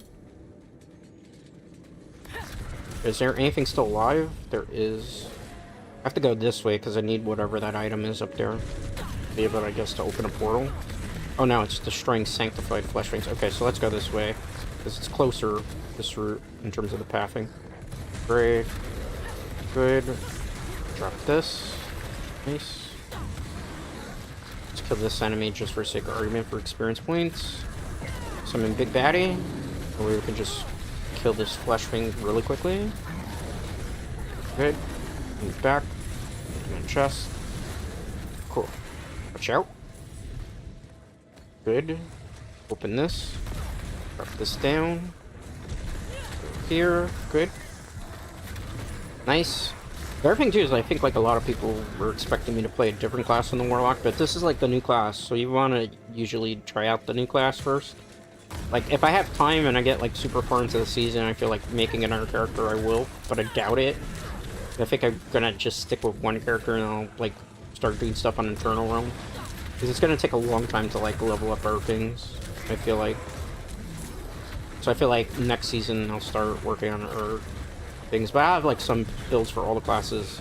Again, we're working in real time for a lot of this stuff, so you know, it's not gonna be overnight that I have everything build-wise up. Good. Nice. Watch out. Oh, I got hit hard there. Perfect. Very unique. It's a Lyric-key. I wonder what's the difference between the Lyric-keys and our stuff. Okay, let's wait on this. Could we get like our first mythic already? Like if I went to go fight a boss? I wonder... all these AoE effects. Leave me alone, stop chucking AoE blades at me. Okay, we got our glyph, perfect. Gonna heal up just a little bit. Alright. We're looking for the last sacrificial flesh. Drop it. Why did he get, like, imbued with power there? Did you see that? Was he took the lightning hit on his way down? Fascinating. Good. I don't see anything here. Okay, it's probably up north. I'm gonna ignore the small fries. And then we'll push over here. Yep, as predicted, northward, Dreadknights. Shoot this, drop it down. Good. Nice. Drop it down. Alright, let's go here. I'm gonna summon a big dude. Let's watch out. Like that. Nice, nice, nice. Good. Drop it again. Oh, sweet. Summon these dudes. Door has been unlocked. Just get rid of these guys for farming. Nice. Got a set charm again. I think at some point, like, these set charms are not going to be, like, too helpful to keep stacking them. We got a unique? I think we got a unique. Maybe it's for a different item somewhere else. He's going to keep swinging as long as there's enemies. That's because that's a passive. Good. Drop this. Nice. Okay, sweet. Good. Take those out. Drop it like it's hot. Nice. Would have preferred if it was Ancestral Legendary. I wonder if you can upgrade an Ancestral. I think it's Ancestral with the Kanai's Cube. Or, excuse me, Heroic Cube. I'm used to calling Kanai's Cube because of Diablo 3, but it's really Heroic Cube. As it was in Diablo 2, now it's back to being called in Diablo 4. Right now we're doing an Echo Dungeon because I need it to be able to get through the seasonal journey cachet that I need. That's what we're doing. We're taking a brief intermission from Warplanes. Just so we can continue climbing up. Good. Okay, cool. Nice. Good. We just gotta defeat Magaloth. Technically, we don't even have to fight these guys. We just zoom around if we wanted to. Good. Watch out. Leave the big baddie here. Using this in terms of maybe getting levels. We can. It's so dark in this area, I can't really see anything in front of my face. Probably northward, I would assume. If we can go northward, does it seem like we can? Something over here. Well, these are those lights. I think we're getting close to where the boss is. Can I use this to light the room up? This is different. I think I've only done one dungeon where this was like a mechanic. I remember not liking it because of how annoying it is. Boss is over here. I like that at least now there's a boss icon, so you can kind of see what you're doing. Alright. Can't summon Big Baddie for a couple more seconds. Okay. Just heal there. Nice. Perfect. Enter the unknown portal. There's still more to do here? I thought that would have been the last part of it.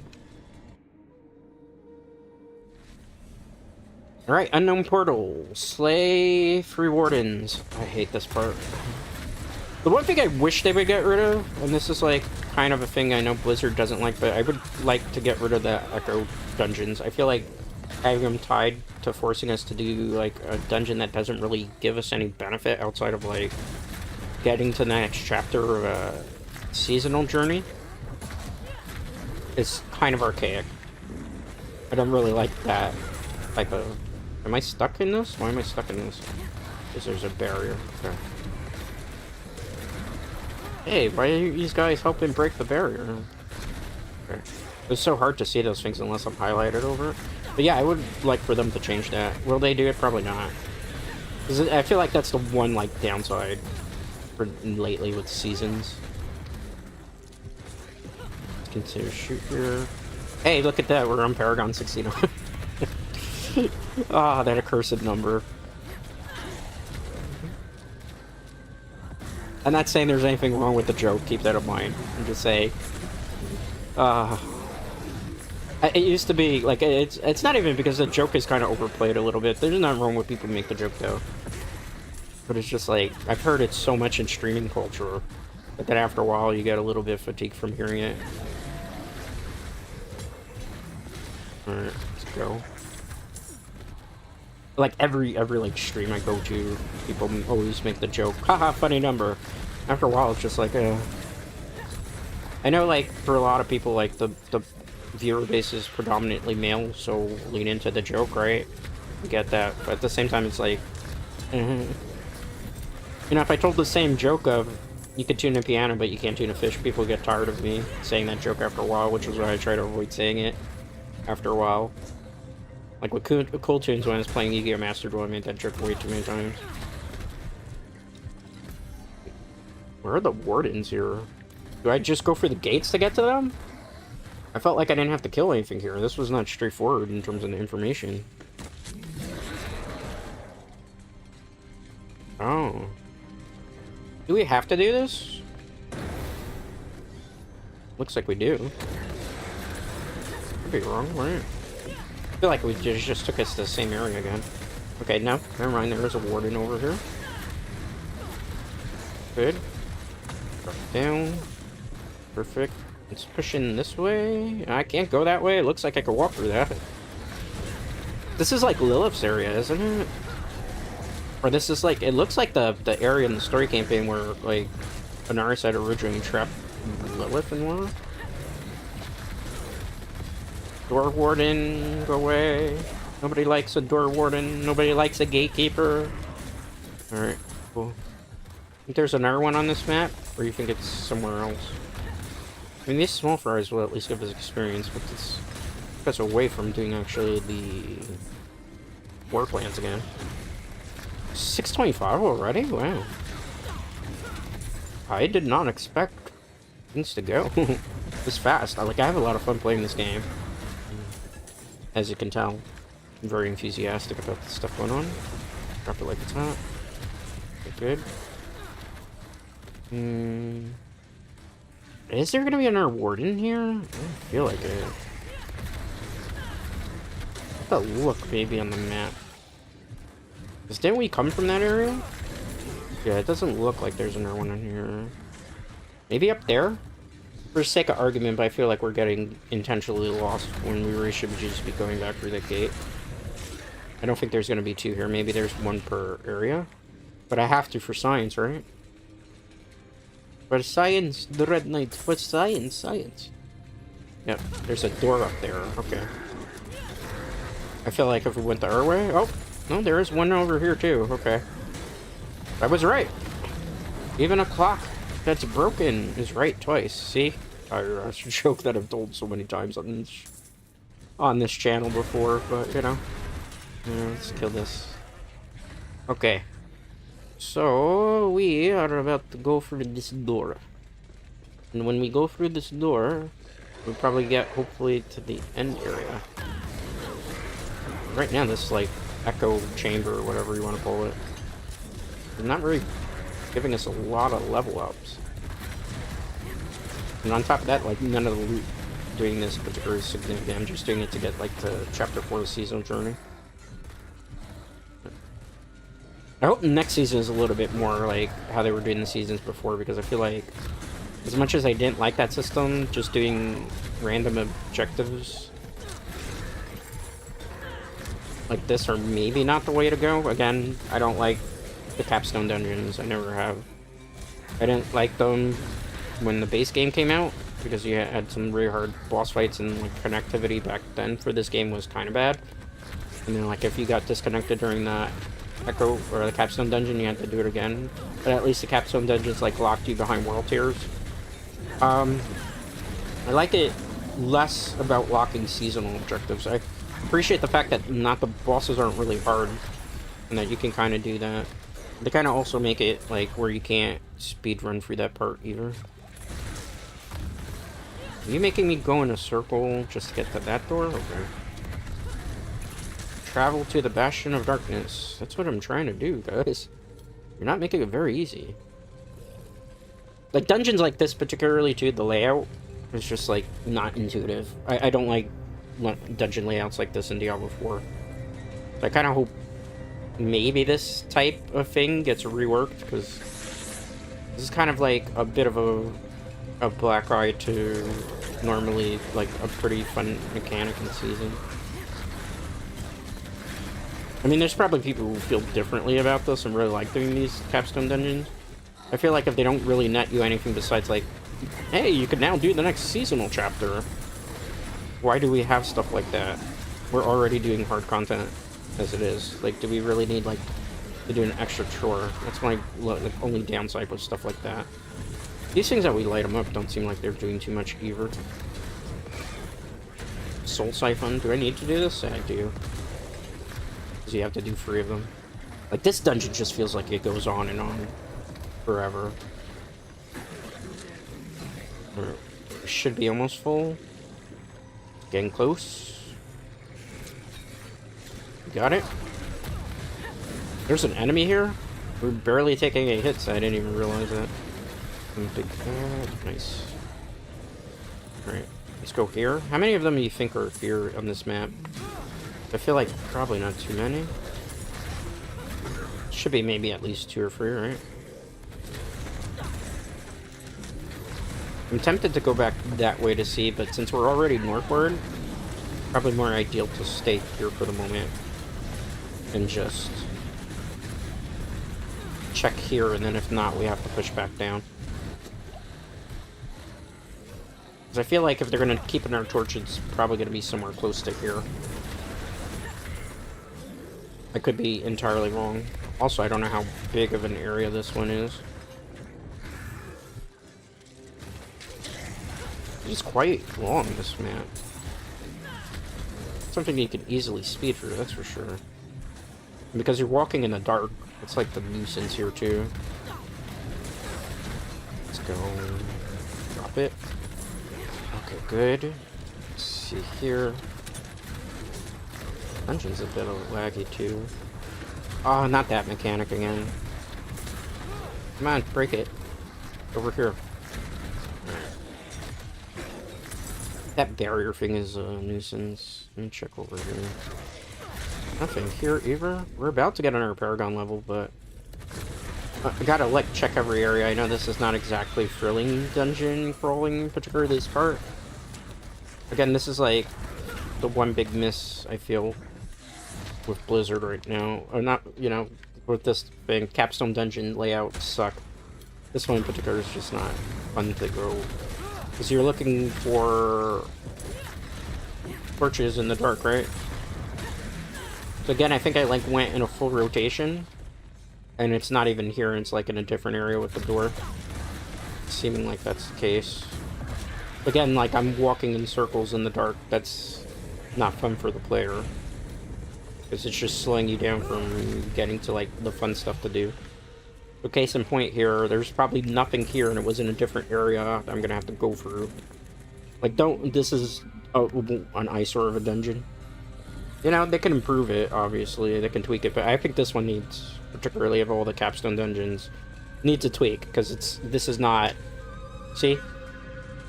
Not intuitive. It's too dark. You have to grab the torch. The torch doesn't really light anything. Case in point, here. Paragon 70. So, we're level 70 regularly. Paragon 70, we're like basically level 140, right? Yeah, right now we're basically 140. Where's this torch? Okay, watch out. Don't take unnecessary damage. What is this over here? Oh, it's just decoration. Holy crap. We finally found another one. I felt like it took forever to get to one of these. Oh, finally, it's happened to me. I can't sing the rest of that on stream. I want to get DMCA'd. Especially for my crappy singing. I will do another karaoke stream at some point. I think, like, either the Friday before summer, or we'll do it the Monday after summer begins. Oh, forgot I gotta fight that guy. Square up! Well, that was fast. Let's see if I can find another one of those, so then I think we can finally get through this capstone dungeon and we can get seasonal journey for chapter 4 done. And then we go back to doing war plans.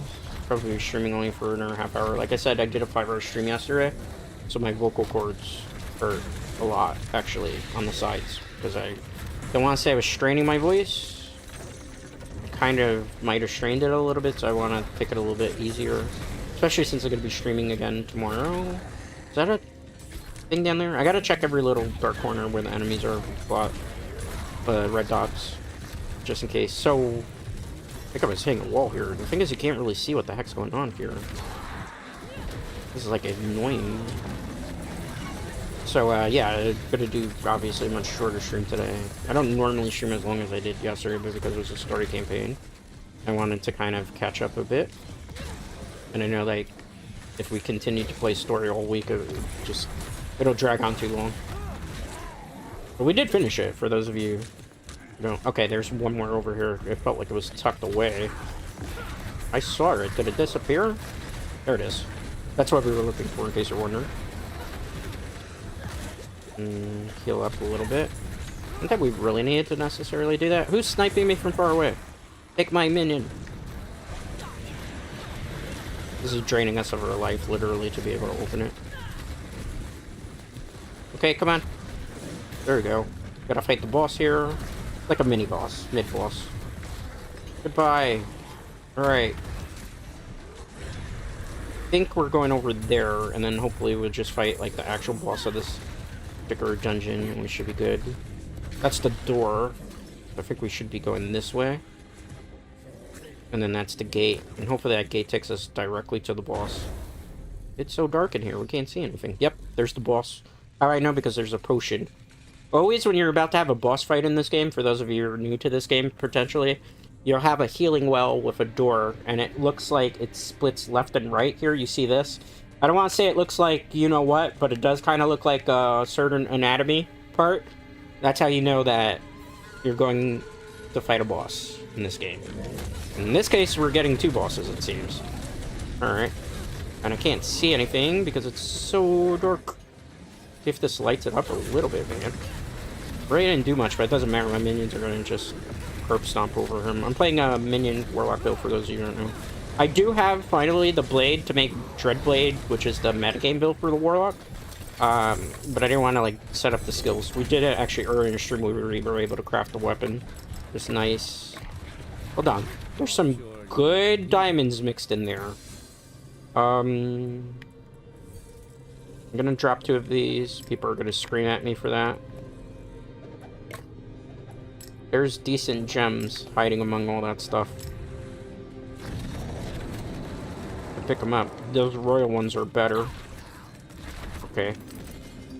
Nice, nice, nice. So we cleared the capstone, so now we can do this part of the seasonal journey. So now we completed this, so we claim the rewards. As you can see, as you do objectives from the season, you continue to get rewards. And they make you do, like, these little capstone things that give you additional rewards that are kind of cool to have. That help you get a little bit more powerful, too. Case in point here. What I'm going to do is put some points into boosting the chance to drop additional Obocyte. Obocyte, for those of you who don't know, is for master reworking weapons and gear, which are the uniques that you get, as well as the mythics. So it's kind of important to invest more on that, because in late game, you want to increase your stats whenever possible. That's why you do that. I can't get anything else from this because I already had, like, the cosmetic track. So I completed it. I don't want to spend in-game, like, IRL money for this. I did do that. I was kind of sad because I can't get the pants for certain cosmetic. Alright. We also get a realm power, too. So that'll be great for what we're trying to accomplish. Visit the difficulty statue. Alright. Let's take care of some of this stuff that's crap first, alright? I know I say it's crap, but I'm saying it's crap because they're not ancestral legendaries, which is what we're target farming now. So, like, all that stuff, we can't do anything with it.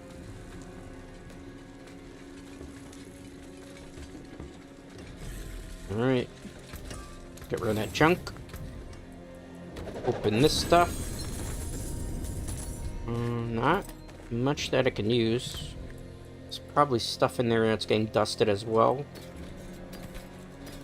Yep. Well, hold on to that in case I decide to swap. Yep. There's some boots. I don't want to swap boots right yet. Just switch. Alright, we have 6 points of Paragon here. So, 1, 2, 3, 4, 5. Let me double check our stuff that I wanted to boost. Like that, because of demonology skills again.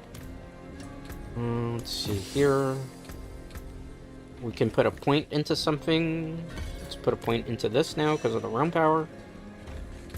That was overall decent run. What is this?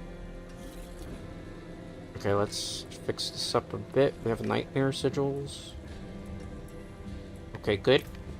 So we're going to be going for about another 20 minutes at most. And then I'm going to kind of bid adieu to everybody. I think what we should do next. Does I have a seasonal objective then? Okay, cool, because I was doing stuff in between. That's nice. That's good. That'll help as well. Let's see here. Again, more materials right now would be great. And let's go back and see how much of a war plan we can do. I don't think I'm going to be able to clear all of the war type plan on stream, because we've done a lot of these already. But I'll do some of it. Again, only 2-hour session today. Dread's voice hurts. I will play more off of stream now.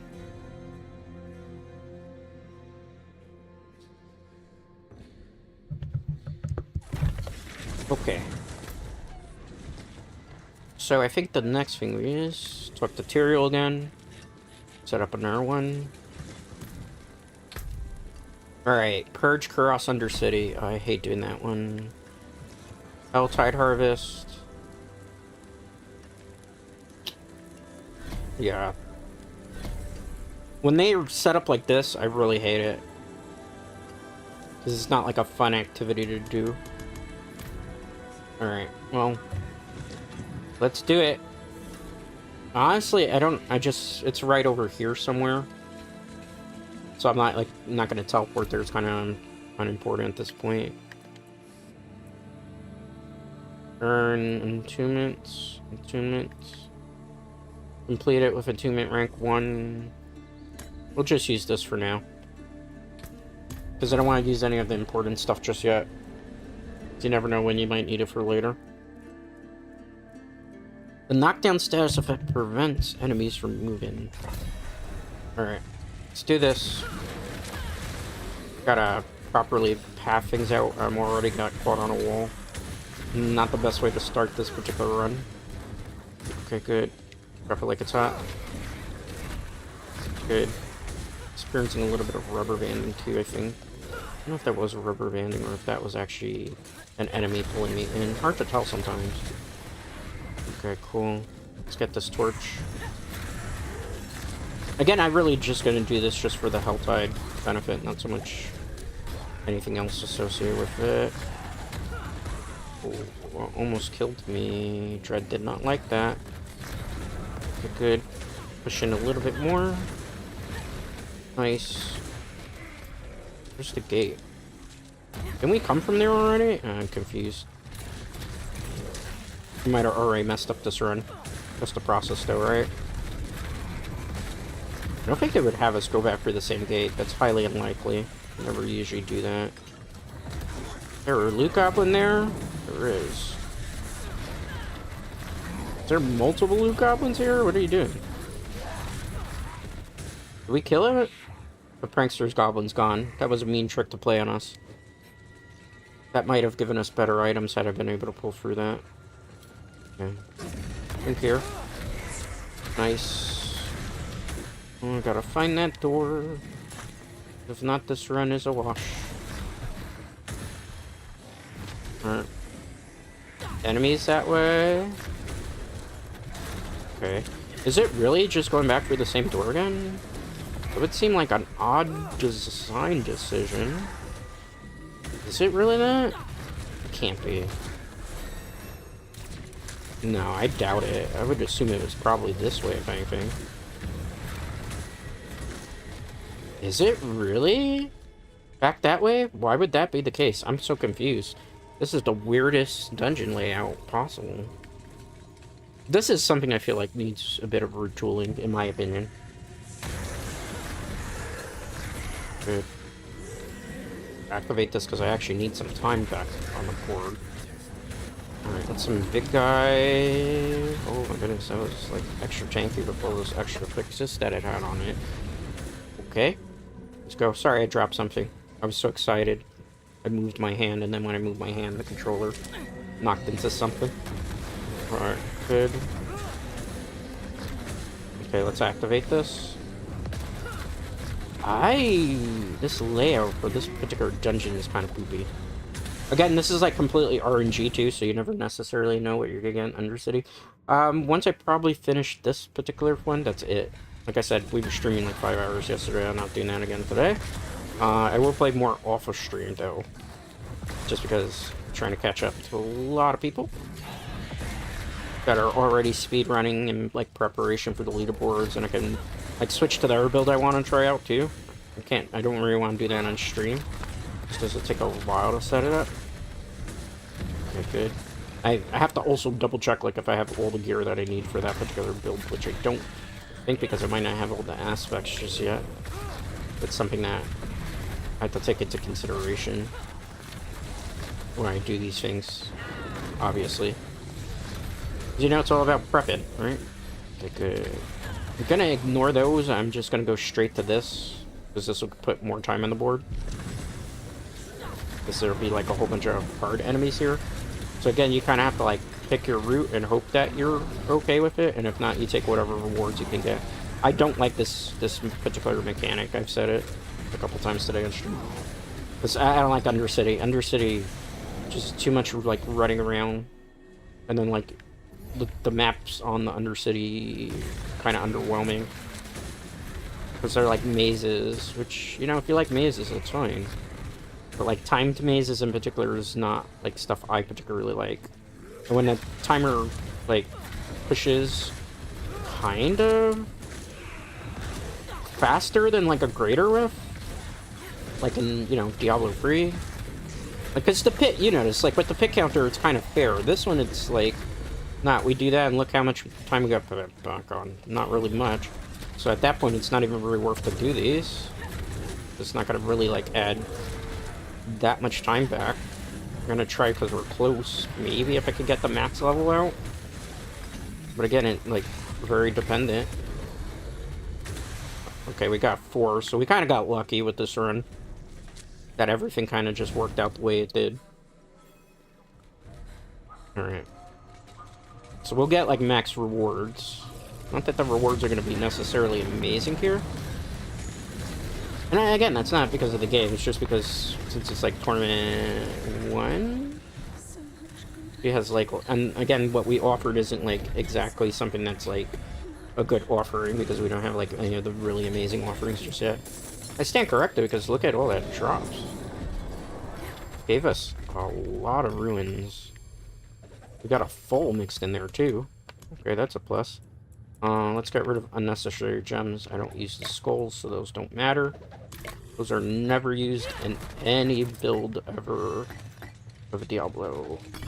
We still have more ruins. Okay, great. Get rid of the skull.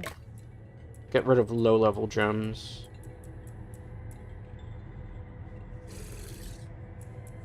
You gotta keep that for now. Alright. Where is that? Okay, tab. Tab. Alright. Nice.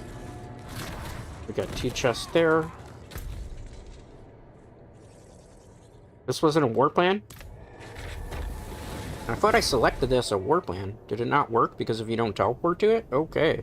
We did that basically for nothing. Well then, I think pretty much we're good for stream because it's almost going to be 7 o'clock already, right? Check the time. I think we hit our 2-hour mark, which is kind of important. Yeah, we basically have our 2-hour mark. Alright, so overall, a very good, fun grind session. We went from basically Paragon, what did we start at, like 35 or something like that? To Paragon 71. We leveled so many times in the stream. We got a lot of good items that we could use for the Dreadclaw build. Okay, Paragon 72, stand corrected. So, in particular, not that. We got a litany of Sable that we were able to craft, so I can do the Dreadclaw build now, which is going to be very, very cool. We also got our first Ancestral, not that it was good. We also got a Cow of Malefic Tournament. Or Cow, excuse me. You know, and we did a lot of grinding. Obviously, Diablo, it's going to be a very grindy game. We're continuing to build to this. This build that I particularly used, in case you want to try it out for yourself, I'm going to go over it really quickly because I'm probably going to turn this into a guide. Honestly, you're just going to get some helms to start with because this is not really going to matter really at this point. But any skills that really help with demonology, same thing with the gloves. You just want anything that helps with your greater demons and lesser demons. Again, you're always looking for willpower on these things. For the basic pants here, again, it's the same thing. You just look for stuff that's going to increase your stats, increase your armors and stuff. For the main build here, you need Aragram's Schism. You must get this chest piece. The reason for this is Aragram and its summons deal 38% increased damage. You additionally summon Aragrams or half and gain a second charge of Command Aragram, which is very, very, very important for this build. I'm also using Hellhound's Sebaceans just because we use Obodion. So Obodion is that big, angry monster, so I believe that this works in conjunction with that.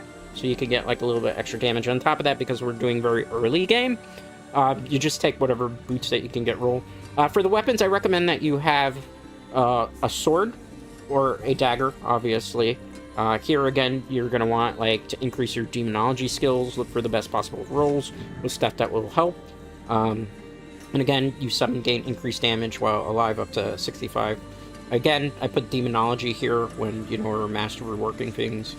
For the thing, again, I have here something to power up demon form.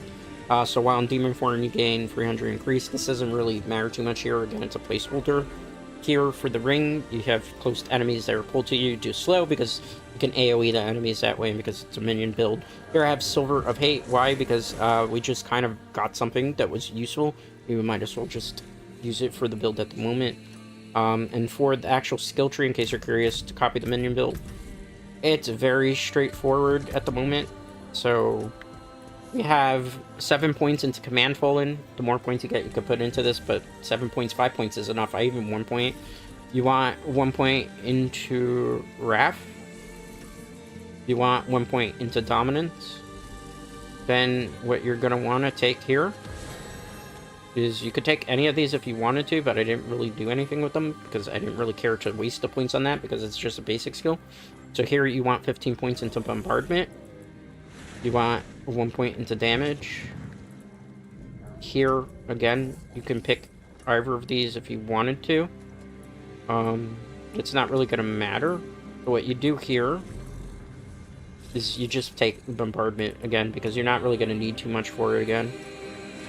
Moving down here. Let me see if I can find the skill for you, because some of my armor's doing it. You want 15 points into Rampage. You want Lesser Demon's Wrath. You want Abysmal Titan. You also want Demon Masher. I will make an actual build guide when I'm not streaming, because my voice hurts. But just for people who are curious here. Then for here, you want Sigil of Summons, rank 15. You're going to get Feeding Frenzy. You're going to get damage. You're not going to really take anything from here because it's not learned yet. That is just powered because of the gear. Then for the actual ultimate, you want Field of Abaddon.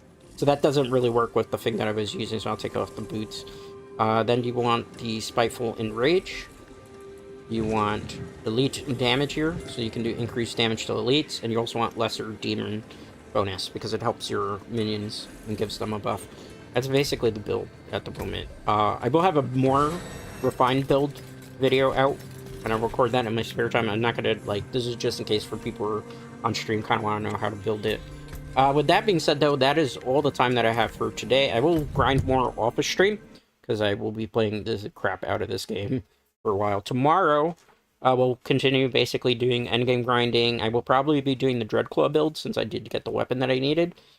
So again, I might be in Tournament 2 or 3 by then, considering how much time I have tonight to grind it. Anyway, thank you for watching. Thank you for hanging out. Thank you for lurking. VOD watchers, if you watched the end, leave like a sword or demon or devil type of emoji so I know you watched to the very end. Tomorrow, more grind sessions here all week. This week is Diablo. Next week, it'll be more varied again.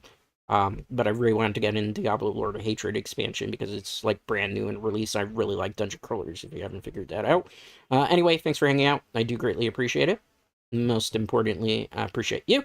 And I'll see you all for the next one. Till next time, guys.